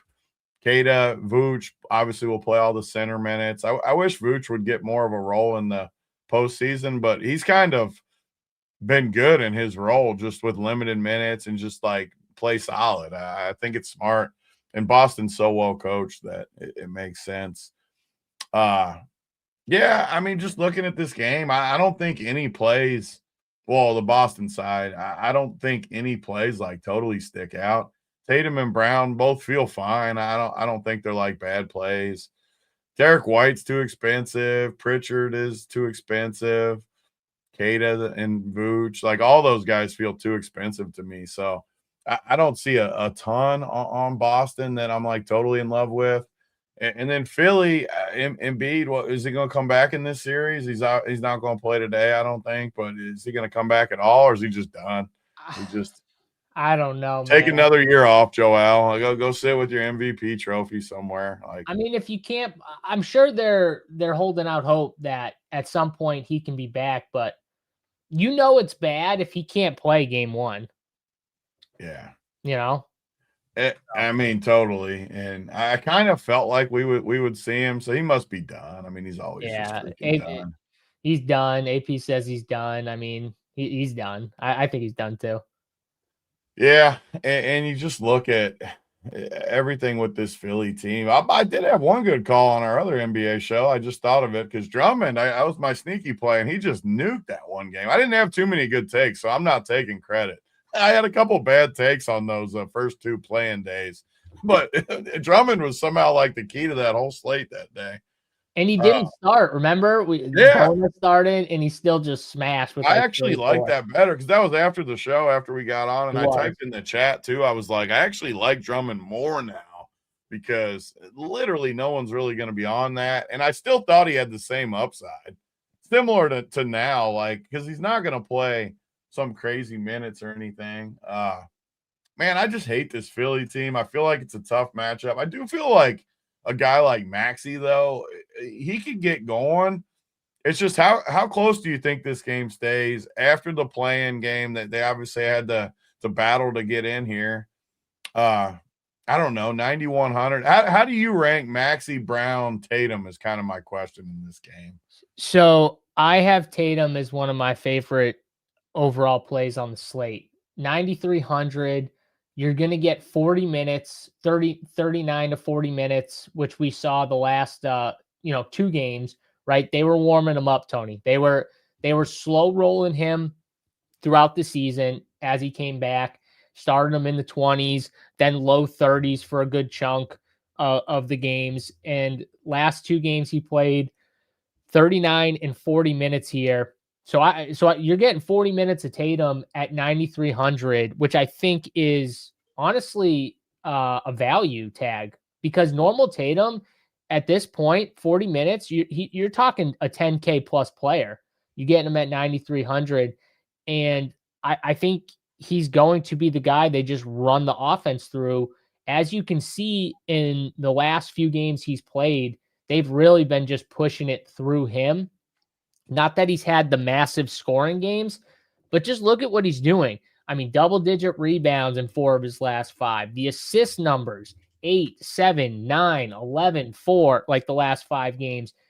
Everything's running really through him, and I think now that we can give him that 40-minute tag, he to me is the best spend by far, I think. And the ownership gap right now is not massive enough to where I feel like, a Brown pivot makes sense for tournaments, because Brown's going to still get some ownership. Maxey's going to, they're all going to be kind of close. Even if Tatum is the highest, I think they're all going to still be close enough. And I like Jason Tatum triple double. One prop I did bet, it's 15-1. I don't think that's a crazy bet to make here, is the Tatum triple double. So it's Tatum for me 1, and then I probably have Maxey 2, Brown 3, but right around there. I mean, in the Tatum too, if you're just going like always on my theory too, I know I'm more game logs than most people, and that's fine with me. But I mean, he played mid-30s minutes, basically all the games till the last 2 were 39 and 40. But every single game he's in the 50s, except for one game versus Charlotte where he had 38. But every other game in the 50s, his projection in the mid-40s. It feels like he's under projected, kind of like we always talk about on these playoff shows. That's why I think we do better in the playoffs than regular season. We do fine in the regular season, but postseason we kind of lean into these spots, and it always pays off, because I think it's harder to project stuff in the playoffs when they get these boosts. Even if it turns into a blowout, I think Tatum probably gets there. So you're probably right. I probably need to. I think one of my dilemmas for the day was kind of like a Cade, because I like Cade a bunch today, and like a Tatum. But just because there's not a ton of value out there that I love. So I was trying to figure out. Right? Cade looks cheap. Yeah, I mean, he looks nice. And but your point, Tatum too. So they're both kind of a little too cheap. Similar price. Yep. They're both should probably be 10K guys. And like Wemby's 11K. So you're getting decent discount off Wemby, where usually I would side Wemby. I think you're getting enough of a discount with these guys, where Wemby's minutes are still a concern too. If it's close, I think they boost him. But right, if it's like a 15-point game or something, I think he's not as safe as I would like. Yeah, and don't forget too, like in the playoffs, they pulled these price tags down of the top tier guys, right? They want people to be able to get to them, obviously, in the playoffs. So and then like the next tier, like the Jaylen Brown tier, they kind of keep where it's at.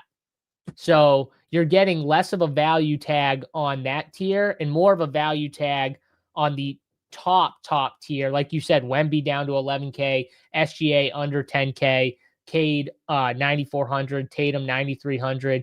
And then you see like Maxey 91, Brown 9K, Denny 89.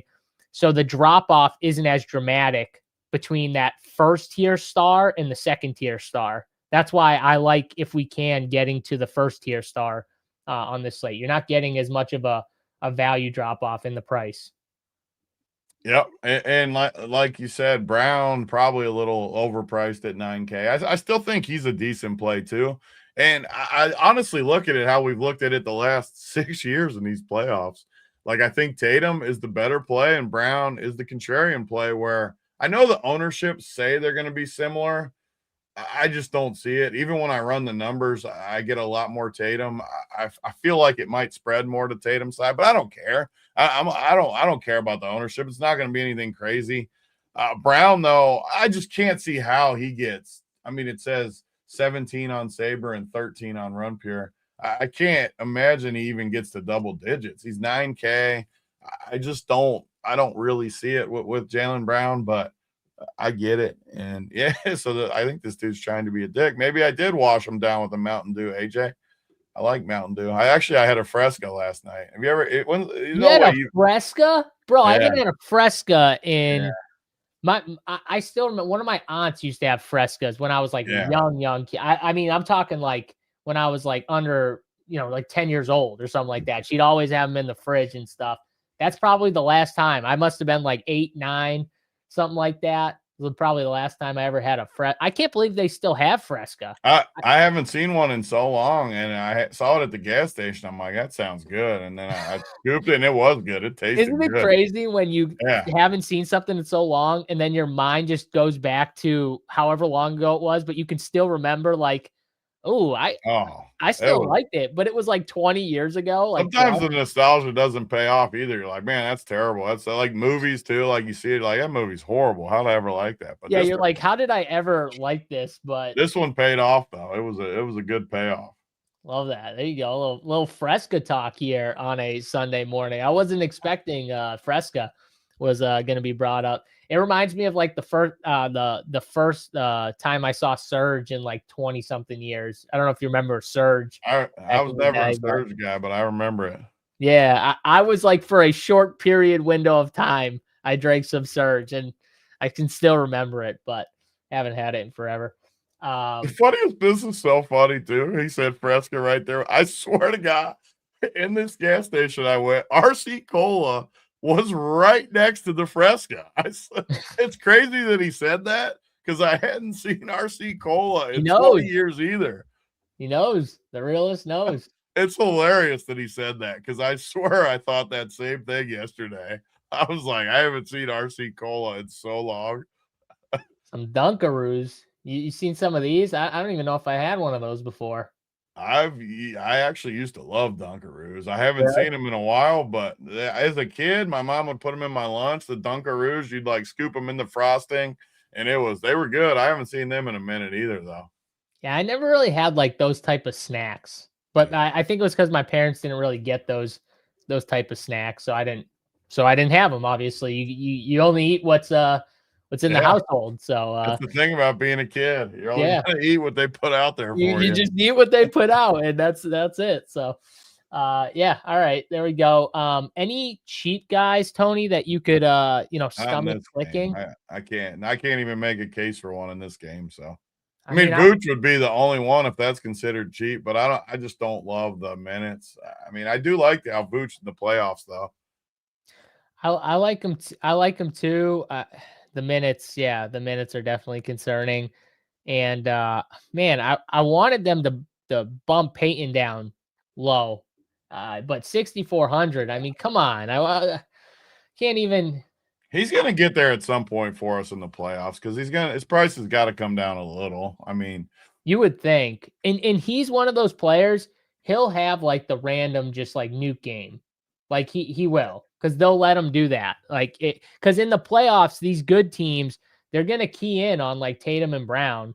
So like guys like Pritchard that's why I was like hoping that they would bump him down a little bit. Because a guy like Pritchard or White, they're gonna have some games where they just nuke at really low ownership. So here's the thing. I think if you're MMEing like 150, I wouldn't not have those guys in the player pool, because they're gonna get their looks on this slate for sure. So just keep that in mind. Let's see. I should probably bump Vooch too. Like I feel like I should bump Vooch. I feel like he's got to be a little better in the playoffs than Cada. You would think so, but also don't forget Boston with him, they're prioritizing, like the defense and stuff like that because they have the offense, right? So like they don't need Vooch to play like 35 minutes here. I do think though, just to bolster your point a little, Embiid being out probably helps Vooch. I think it helps him like a ton. Yeah, because if Embiid was in, I think it's a different conversation altogether. But Embiid being out, that probably helps him. So yeah, I don't hate it as like in the projections and the ownership. He's not like that really owned and not projected great. I just feel like he's under projected a little bit. Like he might be a little under projected. And at 4,700, there's not like that much value out there. So I don't think it's terrible. So Clay asked, do y'all have a tutorial on how to use the hub? So in the Discord, if you get a membership, which you need to check out the hub and stuff like that, and you go into our Discord here, you can shoot us questions. Stats is always in there. He's in the MLB chat. You can shoot him DMs directly. We also have a tools feedback and questions in the Discord. So for all the tools, if you have any questions on the hub, trying to figure out how to use it, you can ask your questions right in the RPS tools feedback and questions chat. And, app Stats in there because Stats is the man behind the tool. So he can help you out best.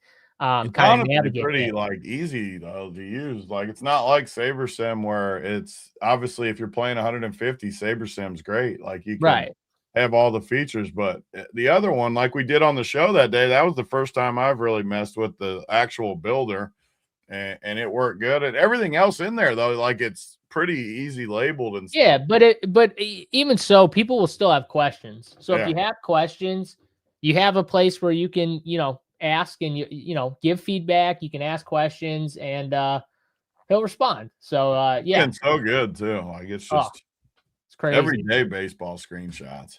Yeah, I showed that Mamba screenshot, that 26K with like $150 in play or something like that. It's like no better screenshot when you play like $150 on a slate and you pull, because that's like everybody. Like that's all our people basically. That's them. That's the boy. Most people all our people though. That's like most of the people in DFS. Like most of the people are not playing 5,000, 10,000 in a slate. They're playing $100, $50, 150, $200.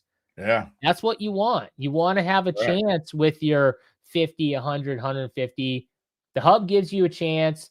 The RPS tools, they give you a chance. Check it out. What's the code right now, Tony?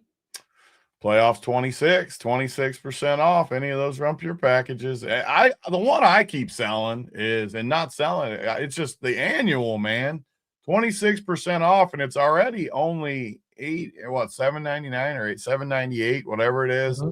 So I don't have my flyer up on my screen, but what is it, like $575 or something? I don't have the flyer up. Yeah, the annual, because don't forget, like this is the slower time of the year, right? Like the summer time's like a little bit, but you're going to get to football. So you're going to get that whole annual with football, college basketball, everything. NFL, NBA. And all the tools we had. Yeah. Like he's for sure going to add an NFL hub, like no question about it. So, and I think he said he's working on PGA. He's working on a PGA hub. I'm going to assume that we're going to be getting hubs for a lot more of these sports. So if you like the hub for baseball, and don't forget NASCAR too. We've been talking about the baseball just because baseball shows and stuff, but the NASCAR hub has been awesome too for people, and we have it for NASCAR. NASCAR's today, right, Tony?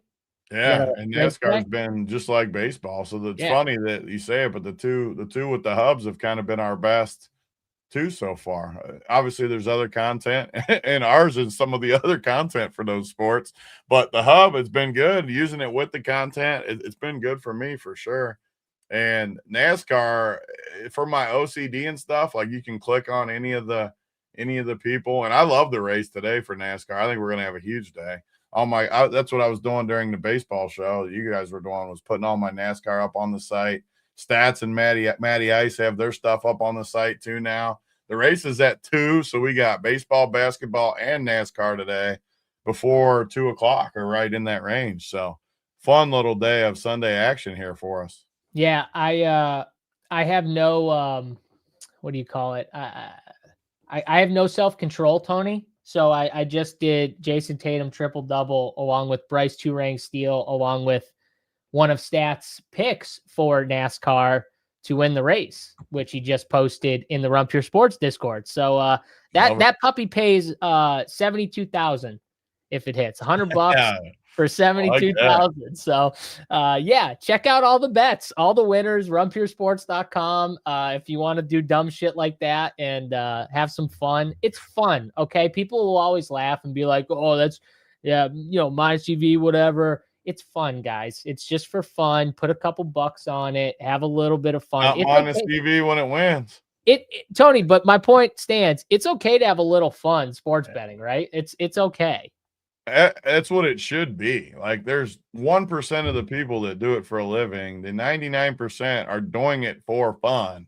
Correct. Like, fun is putting parlays in and hitting it. And don't do it for money that, obviously, I don't need to give this. Don't do it for money you don't have. Do it for your movie money. Instead of going to dinner and a movie, there's your parlay money. Like, yeah, I've seen sick parlays where people play $1. It was like, that's fine. That's fine. Play $1, play $5, whatever you can afford to have fun with. Correct. Exactly. That's the way and when they hit, that's fun. You just hit another $11,000 one last week. Yeah.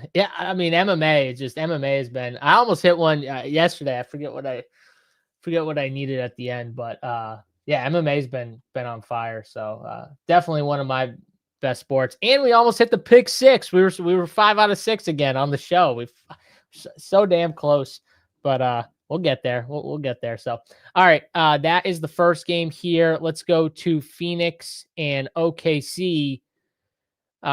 Phoenix obviously coming off the big win here. Now they get OKC in OKC, Tony. I can't imagine you're going to be wanting to play some Phoenix guys, but maybe I'm wrong. This seems like a bad spot for like the Dylan Brookses of the world in this matchup. Jalen Green's been kind of hot recently, but I don't know if I can stomach playing some of these Phoenix guys here in this spot. First game in OKC. Not a great spot to be in. Yeah, I mean, it is just as bad of a spot as you could have, honestly. You got a lot of bodies. If Mark Williams is out, I could definitely play Oso. Just kind of the other night, how he got rolled out somewhat late. Grayson Allen's questionable too. But these prices, I mean, you're definitely not wanting to play Booker. You're definitely, I mean, there's no way I'm playing Jalen Green at 7,900. Yeah, if he gets, the thing about Jalen Green is he can always get there when he gets hot, for sure. Like he just gets flaming hot, like that few can in the NBA. So definitely could. I'm not going there though. Dylan Brooks, no way. Jordan Goodwin though, I mean, he's only 4,900. There's not a ton of value. I could maybe sell myself on Jordan Goodwin. I don't think he's like a horrible play. I don't love it.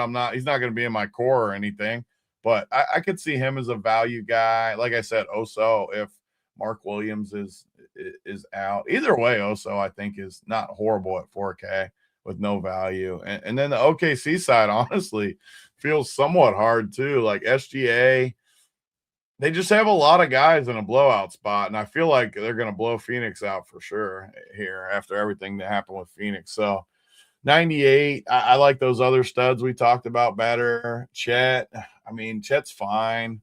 Jalen Williams is fine. I don't think they're bad plays in the 7Ks. I just don't think they have a ton of upside. Hartenstein is going to be one of the better values. Even him, though, like at 40% ownership and 5K, do I really need to play him Jalen Williams with a Y is going to play minutes too in the postseason. I would almost rather play Jalen Williams with a Y at 3,300 than Hartenstein, who's 40% owned at 5K. Is that a good show take? People love takes like this. One of my stronger takes. That's got to be a good take. a 40% owned guy that's chalk at 5K, play his backup for 3,300. That also helps you get up to get another stud. And I don't really know if Jalen Williams with a Y can hurt you in this game. At 3,300, even if he gets his projections 12, even if he gets you 12, I don't think it hurts you that bad on this slate. But I think he might have a little bit of upside in a blowout type spot where, I don't know. I kind of like Jalen Williams with a Y the more I'm looking at it, because people will play Lou Dort too for 3,500. I don't think he's like that much better of a play than Jalen Williams with a Y. And Cason Wallace, even maybe I find my value from OKC because these guys in the 3Ks, I don't think they got like crazy upside. Even AJ Mitchell. So maybe I like all the like cheaper OKC guys. The more I'm looking at it, is that where all our value is? That's the only way I can go in this game is just the value. And I was going to bring problem is they got so many guys, dude. They can play like 15 guys. That's the issue is they have too many guys, honestly. Do they play them all, do you think, in a blowout? Do you like literally think they just run them all out there, or do they go to their playoff rotation?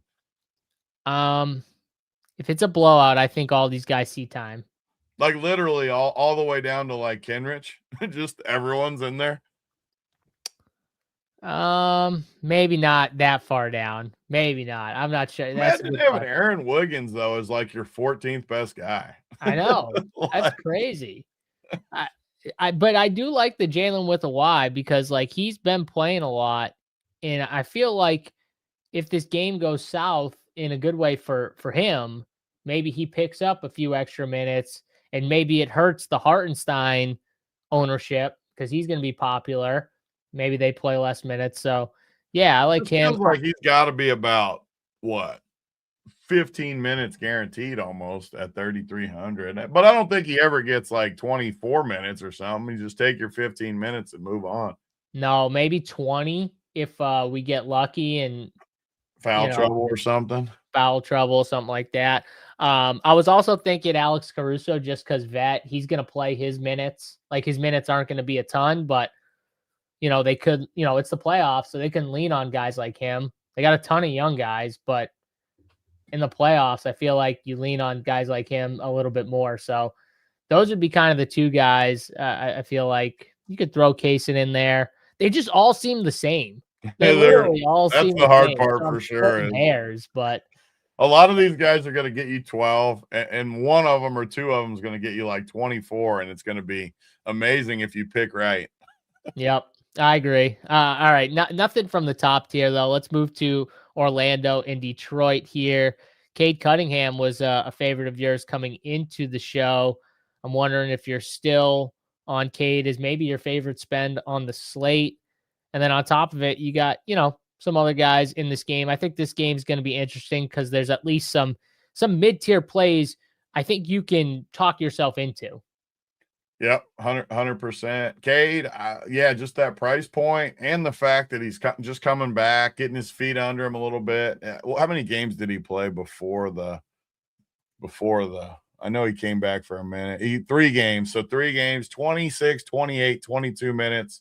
But I think that was important just to get his legs under him. They obviously didn't need to win anything.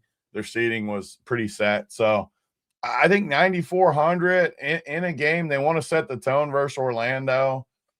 My only issue at all with Cade is I just have had such bad mojo with him. Every single time I play him, it seems like he struggles. But 9,400, good price. I like the matchup. And Detroit, they want to set the tone too, kind of what we talked about. Out of all the teams today, they got the lowest spread at 9. Which is crazy because they're the 1 seed. It shows you how maybe they're a little weaker of a 1 seed. Maybe Orlando's a little bit stronger of an 8, which we agree with. Orlando shouldn't be an 8. Detroit probably shouldn't be a 1.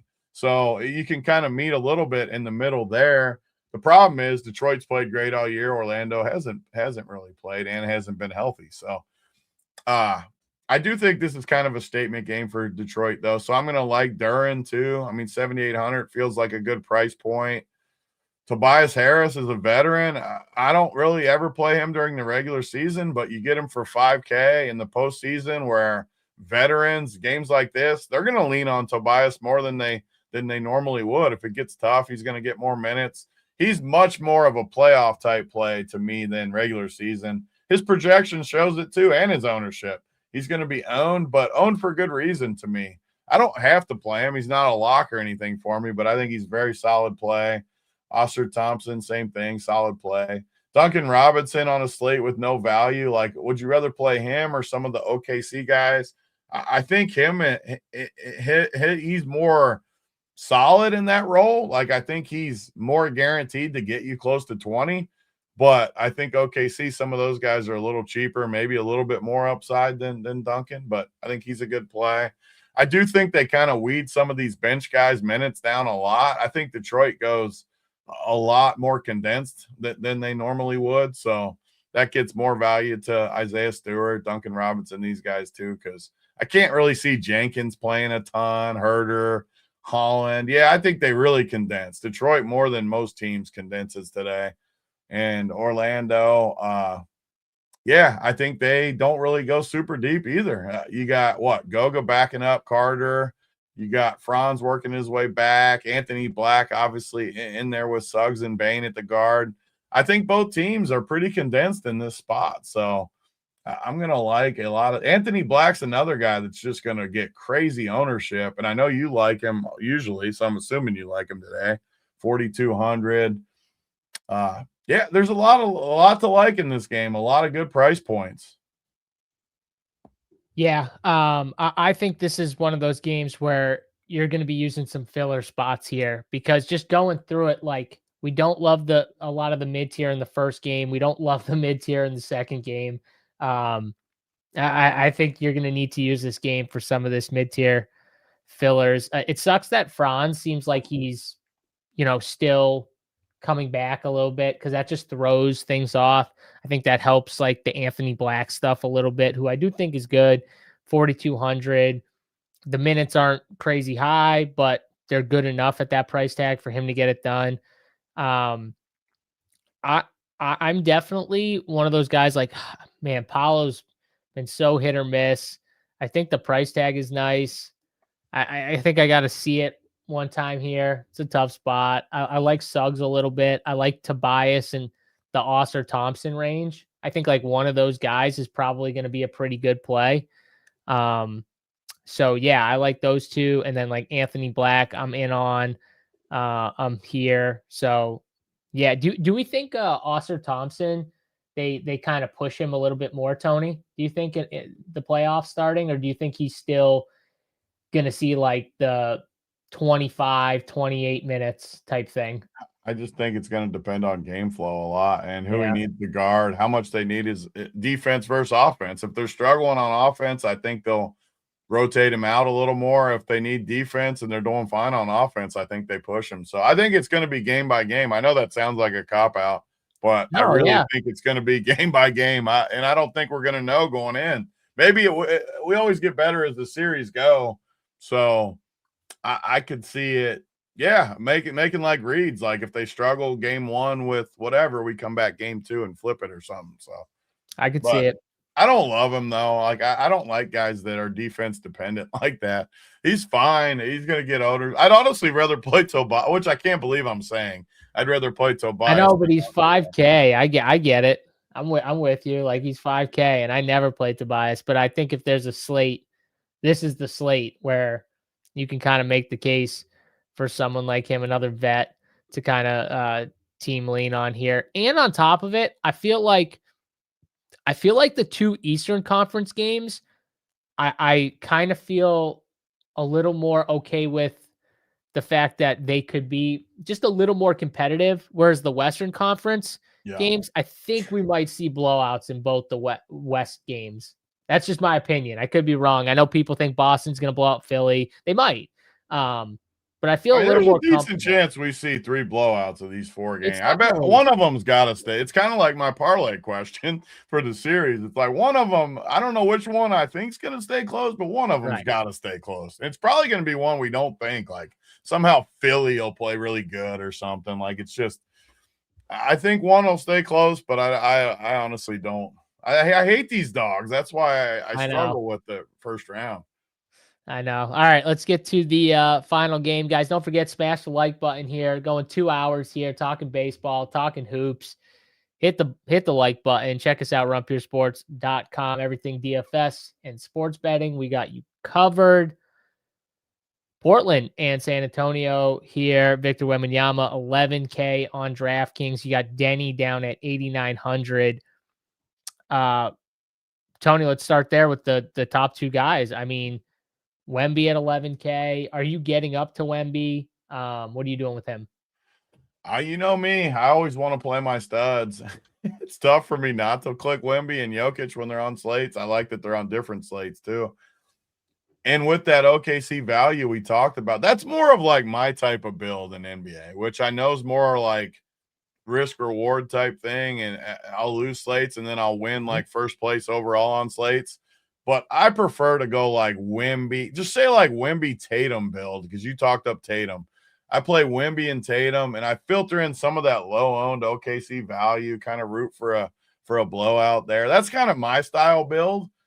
But I also think like optimally building, I don't think Wemby will end up in there all that much just because of the way the rosters construct and stuff. And there's not that good a value. Like the OKC value and stuff's not going to check out great. But for me personally, I do like Wemby. It's hard for me not to like him. This is his first playoff game, right? Or am I messing that up? I think so. Yeah, I couldn't remember if like they were in the play-in game or something last year. I couldn't remember, but that don't count anyways. It's still like a little sniff of it. You get a little bit of it, but still. I guess. And like he did make me sick the other day too, listening to his interview. Like he was acting like he's like a 9-time NBA champion. Like in his interview, he's like, "Oh, that had to get you going. That had to get you going." Dude, he's talking about Portland like this is the first time they've been there. I'm like, dude, this is the first time you've been there. And granted, you're on a different. I get it. I understand why people are saying it, but still, like it's your first run through too. So I kind of like I think the Spurs are a somewhat sneaky team here where, like Castle, I don't really think he's going to be that popular at 7,700. I could see these guys pushing their rotation shorter too and really just dialing in. And honestly, Portland's good. So this game could be the one that stays close. Like you have Denny, who's played amazing, Drew Holiday, who is just a great playoff player. There's Jeremy Grant's a veteran and cheap. If I had to stack one game on the whole day, it would be this game where I just hold my pieces and you have fillers in the second game. So honestly, we always talk about 2-3 game slates. This is a 4-gamer, a little harder, but an interesting build like in the big field stuff is just to fade those first two, hope you blow out and sit on these late games. Cause I could see Portland playing the Spurs tough. Not for the whole series, probably. They'll probably only win one tops. But I think they could play them close tonight. They got all that momentum, too, off that good game the other night. I actually like a game stack here a little bit. I do, too. And one of my favorite plays on the slate, you brought him. Oh, I just don't know if Wemby is optimal. This is always the Jokic point, too, though. Like, people always say this to me, and I always say this. Yes, if Maxey and Tatum both go for like mid-50s, which you're probably going to have two studs. And if Wemby, like yesterday, Jokic only got 64 or whatever he got. Yeah, he might not be optimal, but what happens? You never look at the other side. What if Wemby gets 80? Like then the 55 doesn't make. It goes both ways of this argument. But yes, 100%. If you think Wemby only gets 60, and you think those guys get in the 50s, then 100%. And that was our build we talked about with Tatum and Cade and those guys. They're underpriced. But for me personally, I just always side with Wemby. It's how I build. So I got two favorite like spends on this slate. I talked about one of them. My other guy, though, is Stephen Castle. And you brought up the reason why I like Stephen Castle, which is those minutes, man. I think they tighten them right up for specific guys. Maybe it's not Wemby, though, Tony. Maybe Wemby is not the guy they tighten up the minutes for. Stephen Castle, though, is. Stephen Castle, we know, can play 40 minutes. And he wants to. He wants to, right? And in the playoffs, it totally makes sense. He's a two-way guy, so they want him out there. And this dude can do everything you want in fantasy. He is exactly what he is. That guy who can get you the triple double. He can do all the things in all the different categories: rebounds, assists, get some stocks in there too, thrown in there. And he can score. He can score at every level. So Stephen Castle is the exact type of playoff guy. I think he is going to show out this year in the playoffs. He's kind of already taken the leap for me. And I think we're going to see it even more. He's a guy to me. I don't think he's going to be afraid or scared or nervous or anything like that going into the playoffs. I think he's just going to be awesome, honestly. So I'm a big Stephen Castle guy. And even if he has a bad scoring game, he can get it done in other ways to get us there in fantasy. So I love Stephen Castle, and I think a lot of people are going to look at his price tag and be like, 7,700, Tony. That's a little bit, but I think he's warranted for the 7,700. Yep, I totally agree. Also, 19-1 triple double. Throwing that out there. 19-1, the triple double for Stephen Castle. I do like that as well. All right. Going lower, guys like Drew Holiday. I think Klingon's going to struggle in this matchup. So I think they're going to have to lean on the Drew Holiday and Denny's to keep this game close, Tony. I mean, I don't know if you see it kind of differently than I do right now, but they just don't have very much else if Klingon's not. And I think Klingon's going to have his hands kind of full. So if you like Portland in this game, I think you kind of got to like a Drew Holiday and or Denny here. The more I'm thinking about it, the more I like this game. I feel like Portland is good.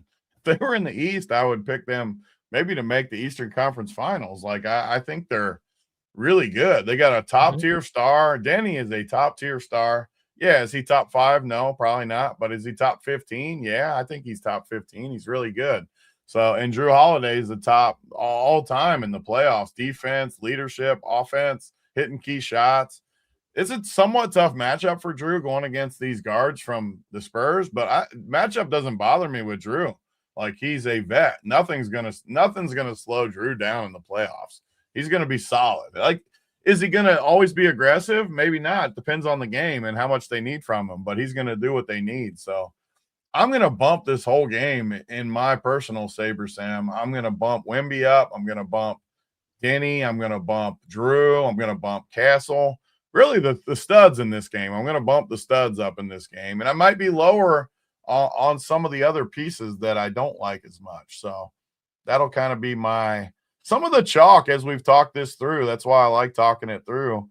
Some of the chalky plays of the slate, I could end up being a little lower on based on how much I like the late game, which I like being on the late game in these slates too, because naturally people are going to filter ownership through those first couple games.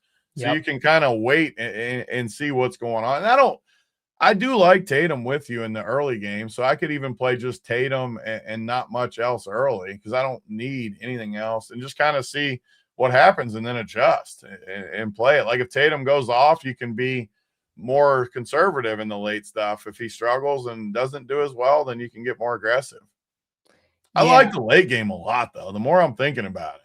Yeah, and I think both late games are – just looking at them, you could lean into it almost like a 2-gamer, but maybe we play Tatum and then leave the last 7 for the late 2-gamers and see how it kind of plays out with Tatum. Or you could just fade the first 2 games and play it like a 2-gamer. I mean, there's nothing to be said. You can't do something like that. One thing I love about Saber Sam is just you can lower some of these guys in the first 2. You can really bump the Portland Spurs guys, bump them up 5-6 points, bump your Detroit Orlando guys you like, and then just run it and just see what kind of builds it gives you with that kind of stuff. Yeah, 100%. And you know what? The more we kind of look at it and stuff like that, we were talking about those, a lot of those cheap OKC guys. Honestly, I think these cheap Portland guys might be better. Yeah, they might be a couple $100 more, but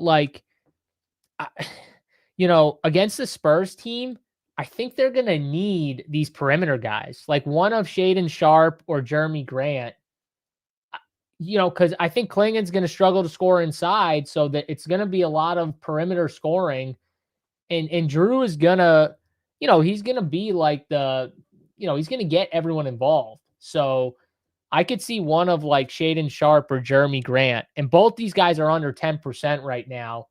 So they're not getting ownership. And I could see one of them having a big scoring game and getting there at those cheap price tags. So I hate Jeremy Grant. He's not a guy I normally like I hate to him play, too.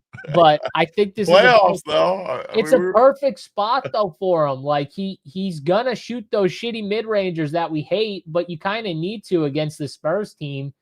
And like Castle is gonna key in on Denny and Drew.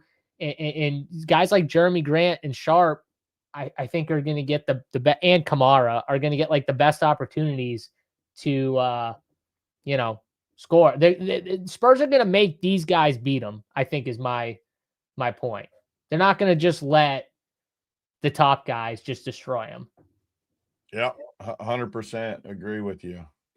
All right, well, that is all 4 games here. We got to get our plays of the day. Big T's workbench play. We got to bring the old workbench back here for the slate. Get some workbench time here. Well, you guys get workbench time. I still got a little time in between that happening at the JSU household right now, but it'll happen one of these days at some point. But right now, Tony, plays of the day. Do you want to do like a top tier play and then like someone in the mid tier, or what do you like, a low owned play and a high owned play? What do you want to do? Whatever you want. You're the boss. All right, well, let's just do someone like at the top that we love, and then someone who's under 5K. Let's do that. Yeah. So top tier, I'm gonna go Wemby. Yeah, I mean, for everything I said, I like the upside, I like the late game. Mid tier, give me Drew Holiday. It kind of fits with the build. I was gonna go a different direction, but I'm looking at my top team I just ran, and Drew Holiday makes a ton of sense. And my I don't remember what you said for the third, but low owned, like random play, workbench play, if you want to call it. Mm-hmm.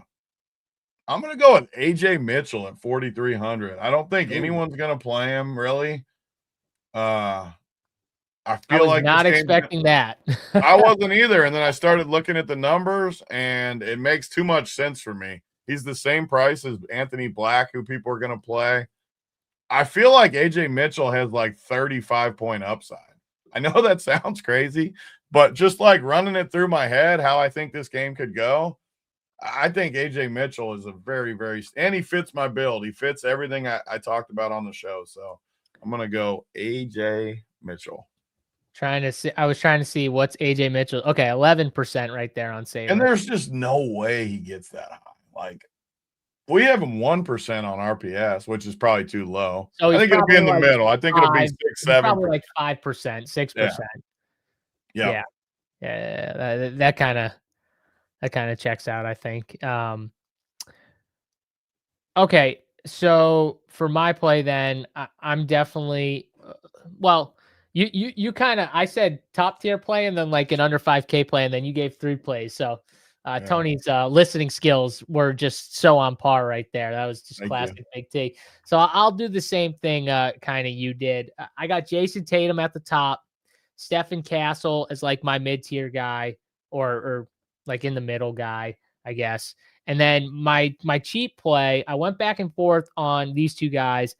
I think both of them are really good plays, but I'm going to go with Shaden Sharp because he is that perimeter type scorer. He's, I think, 43 or 4,400 that I think is going to need to put up some points and have a big game for this game to stay close here. And right now, I just want to see ownership's got him at 7%, and he's 4,300. We've seen upside from him. We know this dude. Obviously, the minutes, I think, in general, again, another team, Tony, where the minutes are going to tighten right up here. So expect like a very short bench for this team here. And Yeah, guys like Sharp, Grant. I think one of those guys are on the winner here. So love that. Scoot 4,100 on FD has to be optimal, all 30+ minutes, right? Yeah, that's a cheap price tag. 4,100 for Scoot, Tony, I think is pretty nice. Scoot's one of the ones I don't like as much, but okay. I mean, I'm fine with that because I lean more the two guys below him, anyways. But I was just thinking the price tag at 4,100 sounds really nice. I do agree with that. I do agree with that. So I don't want it to sound like it's a bad play. I do agree. I think he's a way better play on FanDuel. Yeah, I mean, it's 4,100. So I'm whatever. I don't want it to like come across wrong. I don't like him, but I do like that price. All right, fair enough. Big T's okay. We'll say okay with the play of Scoot Henderson over on the duel. But all right, that's gonna do it here. We got content over on the duel. Yeah, over on the duel. We don't really care about the duel that much because we are hashtag DK partner. Love DraftKings. Appreciate DraftKings. Get over to DraftKings, DK Sportsbook. Check out everything they got going on. Tons of fantasy contests for today. Great prize pools. MLB, NBA, NASCAR. Don't forget the Run Pure Sports MLB and NASCAR hubs. Just been rolling. Got to be a member to check those out. So get in now. What is it, Tony? Playoff what? Playoffs 26. Playoffs 26, 26% off. Any Run Pure Sports membership, get in now. Come hang out with us in the Discord. Ask all the questions you want. That's going to do it for this show. We'll be back again tomorrow for Big T. I'm JSU. Good luck in your MLB and NBA contest over on DraftKings, and we'll see you guys tomorrow. Peace.